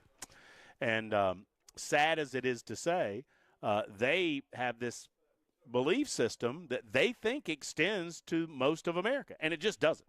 It just does not. The Marines will not be carrying out any law enforcement role It is unclear what their use of force rules are if protesters throw things at them or spit at them. You know, it's sad that we have to consider that, but that's what we're dealing with. Donald Trump said it today. I guess it was this morning or maybe last night. He said, no, you spit, we hit. That's the deal. The new deployment comes after President Donald Trump sent about 2,000 National Guardsmen. And here's the fascinating thing. He's sending these National Guardsmen to try to enforce law and order in one of the largest cities in the United States of America. And the response by the governor, Gavin Newsom, is, I'm going to sue you to get those National Guardsmen out of here. And part of me wants to say, okay, just we'll let your state burn to the ground. The reason we don't do that, however, there are many citizens in that city. There are many U.S. citizens in California that don't want any of this and that did not ask for it and beg for the federal authorities to actually enforce the laws as written, as passed, as signed. Please enforce those laws that we believe in. And were it not for those people, I would agree with you. Let it burn to the ground. I mean, to hell with California. California's got nothing that I need or want. And if Gavin Newsom wants to play it this way, let's play it this way. If you want to play politics with this thing, I mean, how childish for Gavin Newsom. How childish for Gavin Newsom to suggest that he doesn't need the National Guard, that they've got all of this handled. You don't have all of this handled. Pretty obvious that you don't. 615-737-9986, 615-737-9986. In the meantime, Simone Biles, boy, oh boy, I don't know why she decided that it was a good time to go after Riley Gaines, but she certainly has. She offered some thoughts on Riley Gaines over the weekend, slamming Riley Gaines, Tennessee's own, saying, how dare you try to make money off of this issue? You should have more compassion for these individuals who, these poor, pitiful people who just are boys that want to compete against women. We'll get into that story coming up in just a moment. I know what's going on. I've lost all access to all of my stories right now, and I know why. Because the sports guys wrap up at 6 o'clock, so they're wrapping everything up downstairs, and so they've turned off all of my Wi-Fi, and that makes my computer systems go kaput. But that's okay. I can do it without a computer. I can do it without any notes. I can do it without a net, too. So my StreamYard's down, my Super Text line is down, all that's down, but that's okay. We'll make do. In the meantime, Terry Moran of ABC has been suspended because he showed who he truly is, who we knew he was all along. I call him Terry Moron. I think that he pronounces it Moran, but I'm going to go with Moron. That's M-O-R-A-N of ABC. He, I want to say he interviewed Trump. I want to say that was the case. Anyway, he had a few X-posts on Stephen Miller, one of the chief advisors of Donald Trump, and on Donald Trump himself. Those have since been removed, but the Internet is forever, guys. You can remove all that you want to remove, but it's going to stay there forever, which is one of the reasons I don't delete any. I rarely will delete an X-post. Only if there is some level of factual information that I've gotten wrong that I don't want to promote. On occasion, I'll delete one for that. But if it's my error and I look dumb, I'm not deleting anything. It's only if I've learned something about someone or something and I say that and then we learn that that wasn't true and I thought it was true at the time that I said it, maybe I'll remove that. But I rarely remove anything. Terry Moran has removed these posts, probably at the direction of ABC, because he was absolutely slamming on Stephen Miller and accusing him of xenophobia, accusing Donald Trump of said same. And now ABC has rightly suspended him of his duties as a reporter at ABC News because, lo and behold, we don't believe he's necessarily very fair and impartial. Imagine that. It is actually a part of his job to be fair and impartial. But he's not fair nor impartial. So there's that story going on. And finally, I would ask this question as we kind of peruse some of the news stories that we haven't gotten to just yet. We had Attorney General Jonathan Skrmetti on today, and kudos to Skrmetti for having some thoughts on what's going on around the globe and around the country.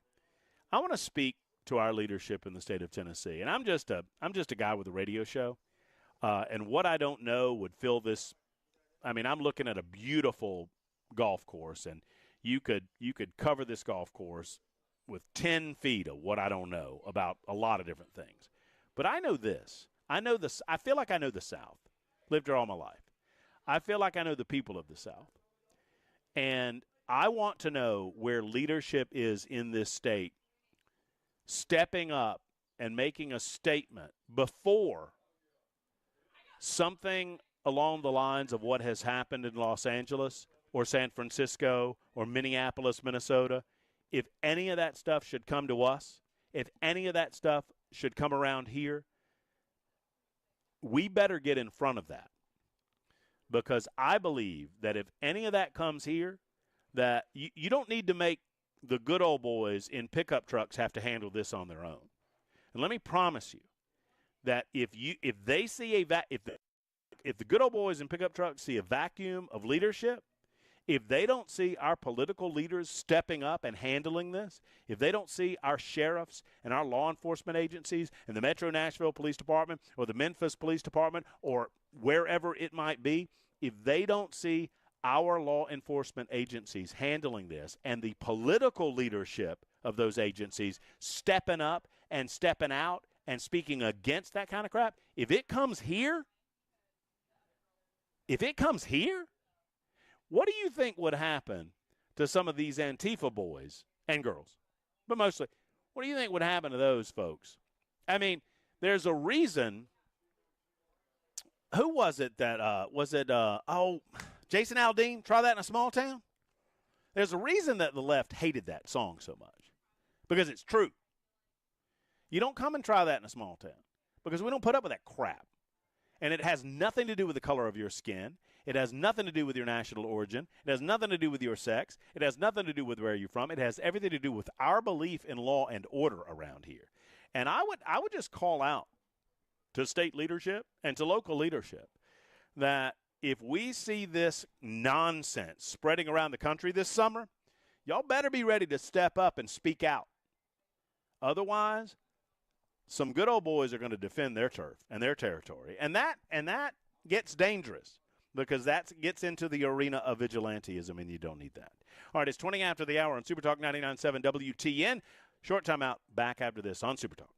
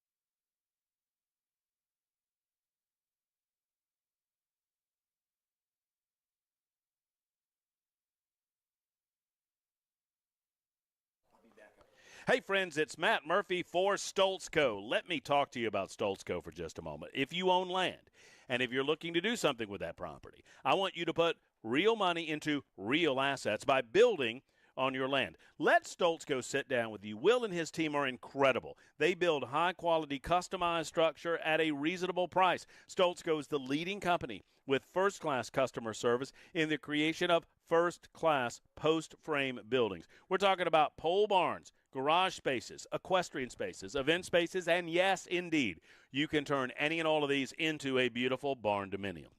If you're looking for a place to hang out, if you want some additional space as a garage, if you're looking for a she shed or a man cave, or you're looking for like a mother-in-law, father-in-law suite, they can get it done at Stoltzco. And they have turnkey service now. What that means is, you don't have to have, if you just don't want to think about it, if you just want to let Stoltzco handle it, when you design the design, they will take care of everything. And before you know it, they'll hand you the keys and you are all done and ready to go at Stoltzco. Contact Stoltzco today at 615-622-5992, 622-5992, or visit online at stoltzco.com. That's stoltzco.com, STOLTZCO.com.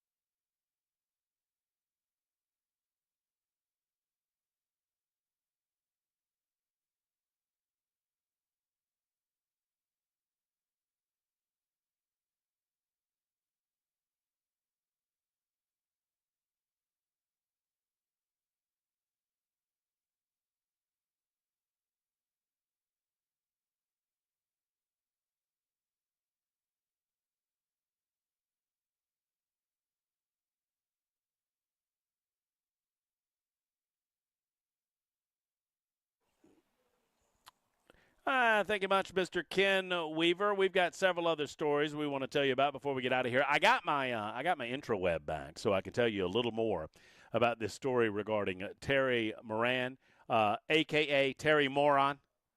ABC News correspondent Terry Moron, suspended from the network over the weekend, ranting and raving about President Donald Trump's Deputy Chief of Staff, Stephen Miller, which prompted, as you might expect, backlash from the administration. That's coming up in just a moment. Right now, I think we've still got Luke on the line. Luke, you are next up on the Matt Murphy Show. Thank you for your call. Hey, brother, thank you so much for answering. I just want to give a shout-out of gratitude, love, and pray for peace and wisdom for them, for the officers that towed the line and had to do the ultimate. Thank you very much. We need more like it. That's all I got, bro. Thank you, Luke. I can hear I appreciate your call. I can hear the emotion in Luke's voice there. Luke, obviously we reflect those sentiments. It's funny. I got a lot of response. We had a show several weeks ago at Timms Ford Lake at Twin Creeks Marina, and it was around Memorial Day. And for some reason, one of our callers got all bent out of shape. And I think I kind of understand it now. I did not at the time. Got bent out of shape because we were talking about sacrifice. And the men and the women that have sacrificed their lives or sacrificed their time or sacrificed, being away from their families in service to the United States of America. And the caller, took great exception with the term sacrifice. And I couldn't really figure it out at the time. I tend to believe, and this is just a guess, but I tend to believe that he was taking exception because he grew up in the Vietnam era. It was a different time in American history. It was a time where we made compulsory service to one's country in a time of war. This was the case in World War II, despite not really needing to have a compulsory component to that because so many individuals willingly wanted to be a part of that conflict, that war. That's why we call them the greatest generation, with good reason. The Vietnam War was a different thing, and Korean War, notwithstanding, Vietnam conflict, not really a war, because it wasn't declared. It was a different feel it entirely, at least as best as I can ascertain through the historical record. I did not live through it. I was born in 1973, so I was not even alive during – well, gosh, I don't remember when the airlifts happened, but my knowledge of history is a little vague there. But I was born in September 1973, so it might have been, quote-unquote, officially over even by the time I was born. Bottom line is this. Without being there, it's difficult to get a feel for what public sentiment was beyond what you can learn from reading the history books, reading historians that you trust, and speaking to people who were alive contemporaneous to the times. And it was just a lot of mixed emotions from a lot of people who were in that war, in that conflict, I should say. A lot of mixed emotions from people who experienced those times. I feel like that was the case. All of that to say that for those who put on a uniform, for those who put on a badge, in this case we're talking LEOs and other officials of the state or officials of the court, and for those who put on a military uniform and act in service to the United States of America, God bless them, every single one of them. We appreciate them, and I say sacrifice because I believe that's exactly what it is. Even for those who live long and healthy and wholesome lives and have great careers and all of those things, you still gave a level of sacrifice to the blessings of freedom and liberty of the United States of America, and we appreciate each and every one of you for that. I appreciate the United States Marines that are on the ground in California right now. Governor Gavin Newsom does not. Governor Newsom and the California Attorney General claimed that Donald Trump and Defense Secretary Pete Hegseth are, quote, trampling over the sovereignty of California. I mean, part of me wants to just say, and I'm curious what you think of it, just to say to hell with it. Okay, fine. You know, take care of your own people. Let your own cities burn to the dang ground. You know what? Because you don't seem prepared to do what is necessary. We need to put a stop to this right now, not tomorrow, not next week, right now. Otherwise, it will fester. It will grow. You know, these are groups like Antifa. These are groups like the Free Palestine movement. These are anti-Semitic groups. These are radical Muslim groups. These are groups that have come together, anti-American all, and their purpose is to cause great disruption in our major cities around this country. We either say, okay, that we're just like every other nation on earth, or we're not, that we are better than this, and that our system is better than this. And I finished the show where I started it. I believe that we are better than other nations. I believe that we are better than watching our major cities, our formerly great cities, burn to the ground because people like Gavin Newsom don't have the guts to say no more. It's time for the news on Super Talk 99.7 WTN.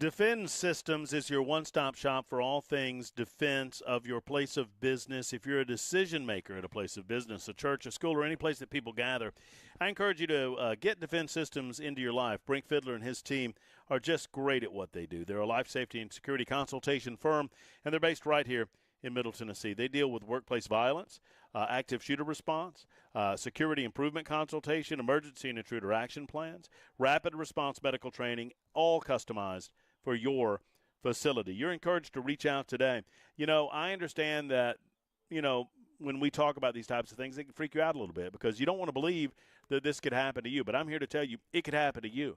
Now, the chances are very, very low. They're minuscule, but they're not zero. And that's the point. It is time to get trained. Let's get trained. Hope is not a plan, friends. Let's get trained with the best, with Defense Systems, and we're lucky to have them right here in Middle Tennessee. Go to defensesystems.com, defensesystems.com to check them out, or give them a call at 615-236-6484, 236-6484. Online again, defensesystems.com.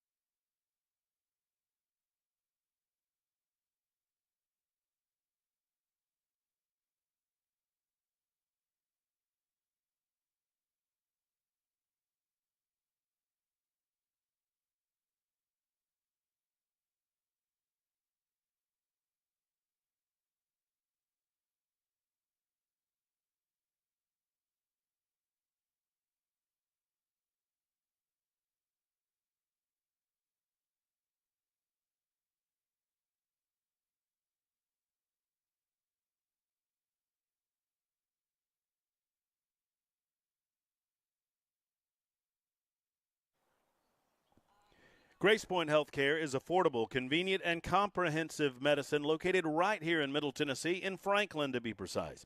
At Grace Point, there are no long wait times and waiting rooms. They are your primary provider. They treat the entire family from newborns to seniors, and you don't have to wait to get in with Grace Point. They don't believe in it. They don't think that that's the way that it ought to be. You ought not have to wait a week or two when you're sick today to see your primary care provider. They're a direct pay format, which helps you understand exactly what you pay at the time that you have the service. And secondarily, you don't have to worry about insurance companies getting in the way between your doctor and you when it comes to medical decisions. You should not have to put up with that. The basic Smart Care plan starts at just $69 a month. It includes free office visits and free basic labs and diagnostic testing. I encourage you to contact Grace Point Healthcare today to set up an appointment to see the Grace Point different. They truly do deliver exceptional medicine at your convenience. 599-6868 is the telephone number. 599-6868. Grace Point Healthcare. Modern medicine delivered the old-fashioned way at Grace Point.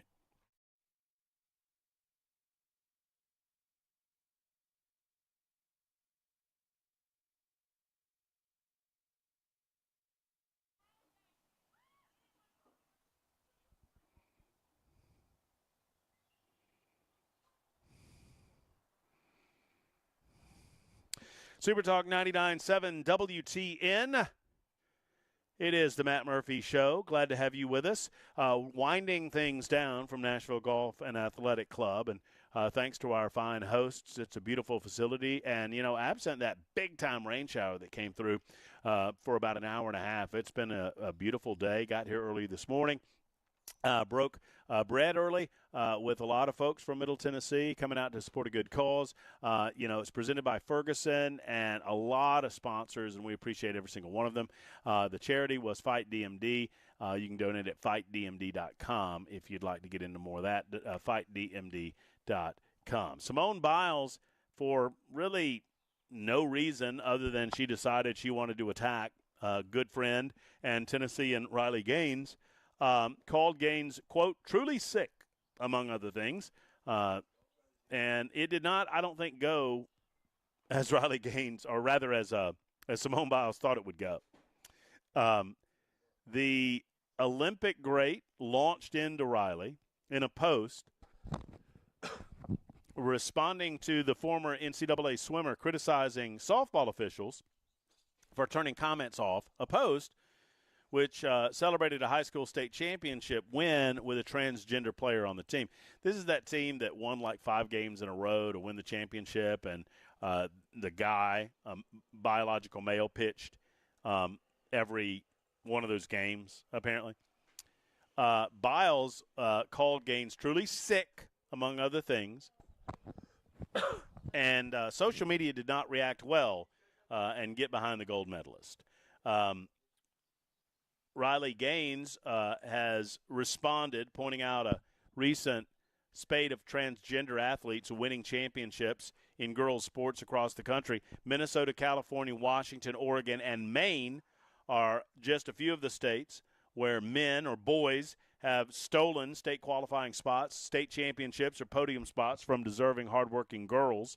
And that is the way that we have told you this will go all along. You know, Riley Gaines was on the forefront of this because she experienced it, right? And we have talked to her over the years about the stance that she's taken and why she feels so passionate about this. Obviously, she had personal experience in all of this. And so naturally, she does not want anyone else to go through some of what she went through regarding Leah Thomas, and Leah Thomas stealing attention and a spot on the podium from deserving females. And at the time that Leah Thomas happened several years ago, we were told by our liberal do-gooder friends, oh, y'all just need to get over it. This isn't that big of a deal. There's not possibly that many people out there like this. They are a minuscule portion of the population. It's just a drop in the bucket.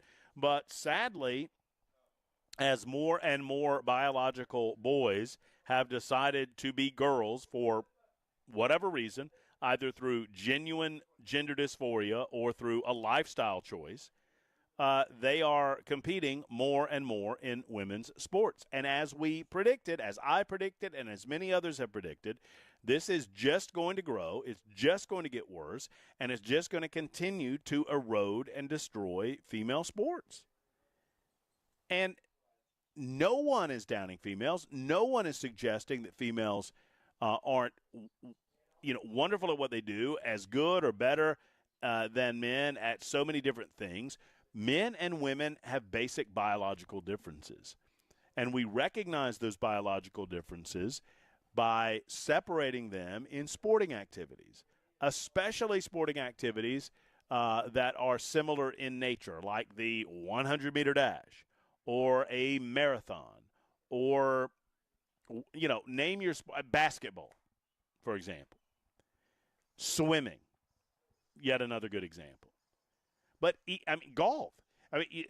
I use this example all the time, and it makes sense that did you know that there is no, at least up until recently, and they may have changed it. This was about 10 years ago that I last checked. But as of about 10 years ago, and admittedly that's some time ago, but I don't expect that it's changed, the PGA Tour did not have any particular exemption from females being a part of the tour. In other words, there was nothing that said that females weren't allowed to be on the PGA Tour. Well, why are there no females on the PGA Tour? Because females can't compete on the PGA Tour. That is nothing against female golfers. I'm at a golf course right now, and I've watched a bunch of females come through and play the 10th hole and the first hole, and I can see the 18th hole as well.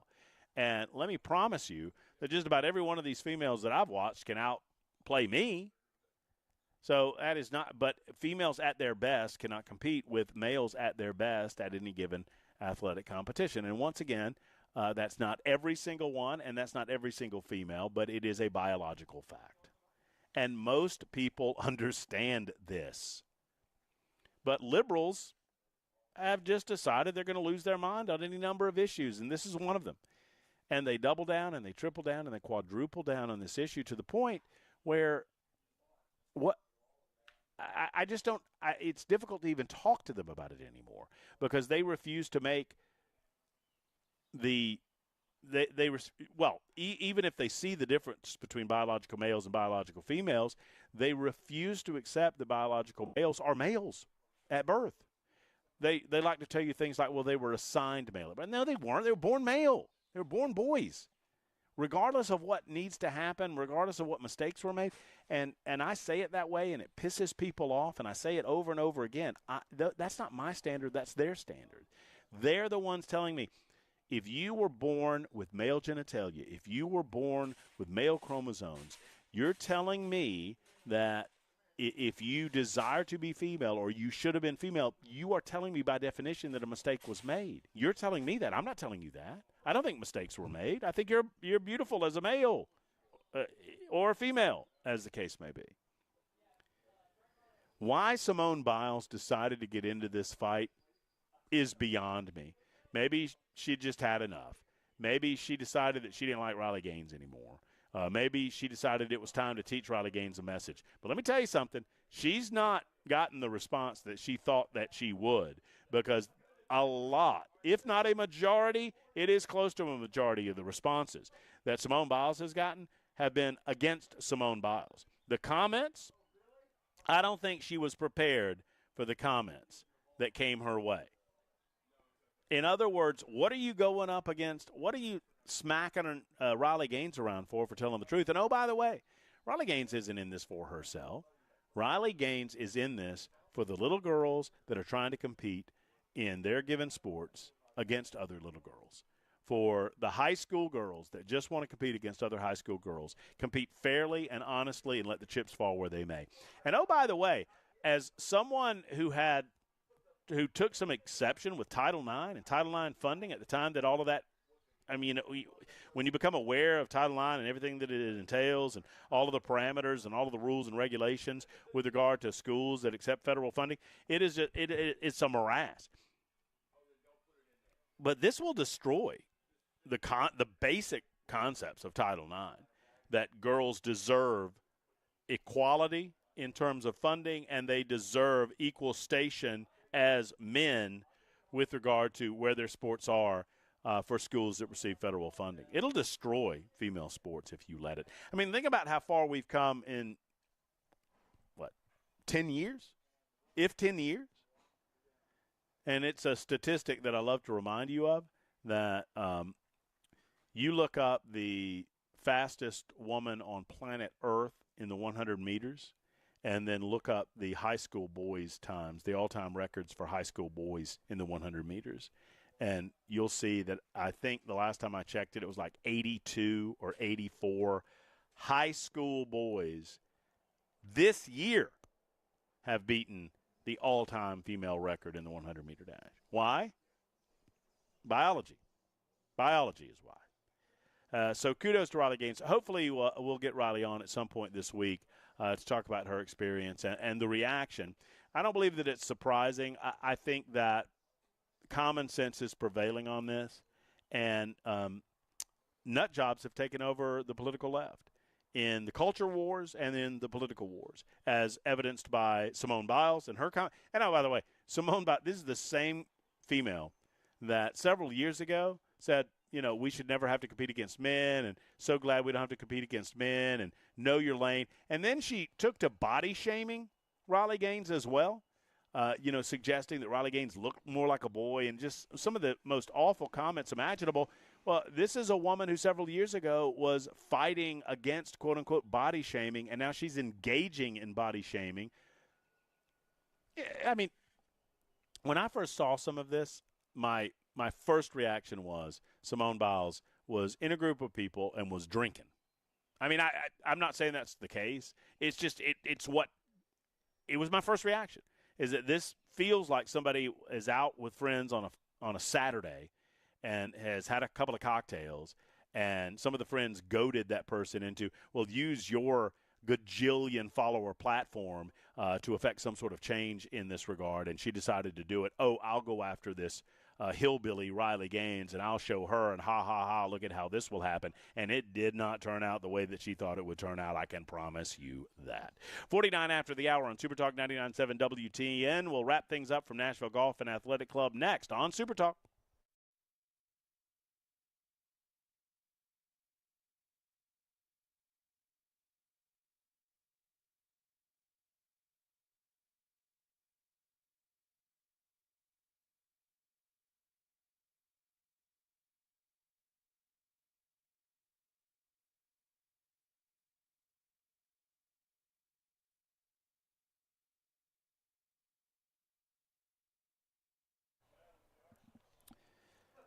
Friends, if you're feeling tired or sluggish, and I'm talking to you men in the audience, if you're feeling not like yourself, do you assume that it's just a part of aging? You know, it doesn't have to be this way. Low energy and performance issues are not inevitable. Solutions exist for you. This is where Tennessee Men's Clinic comes in. The difference, no guesswork, no gimmicks, real science, and effective treatments. Beware the online fixes. Generic online pills are overpriced, and more often than not, they are ineffective. Personalized treatment plans from qualified urologists provide tailored solutions specific to your body and specific to your goals. They treat ED, of course, but there are other options that men don't even know exists. Their current campaign is a simple one. It is, we want you to overcome your belief that this is just the way it is, whatever shame in that game that you feel, and get to Tennessee Men's Clinic. And once you have that initial consultation, which includes blood work and results before you leave, you'll know that there's a better life ahead. You got one life. Procrastination is the enemy here. It'll make this worse. Call 615-208-9090. That's 208-9090. There are two locations. One is in Cool Springs, the other in Midtown. Call them today online at TennesseeMen'sClinic.com. That's TennesseeMen'sClinic.com.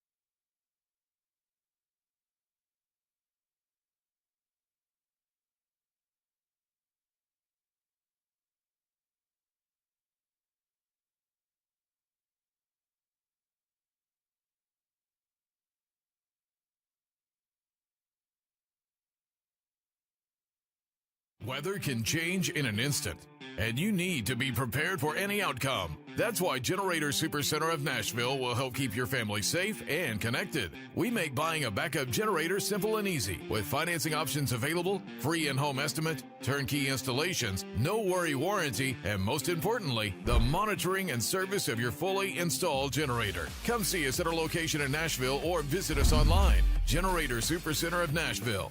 We serve all Middle Tennessee.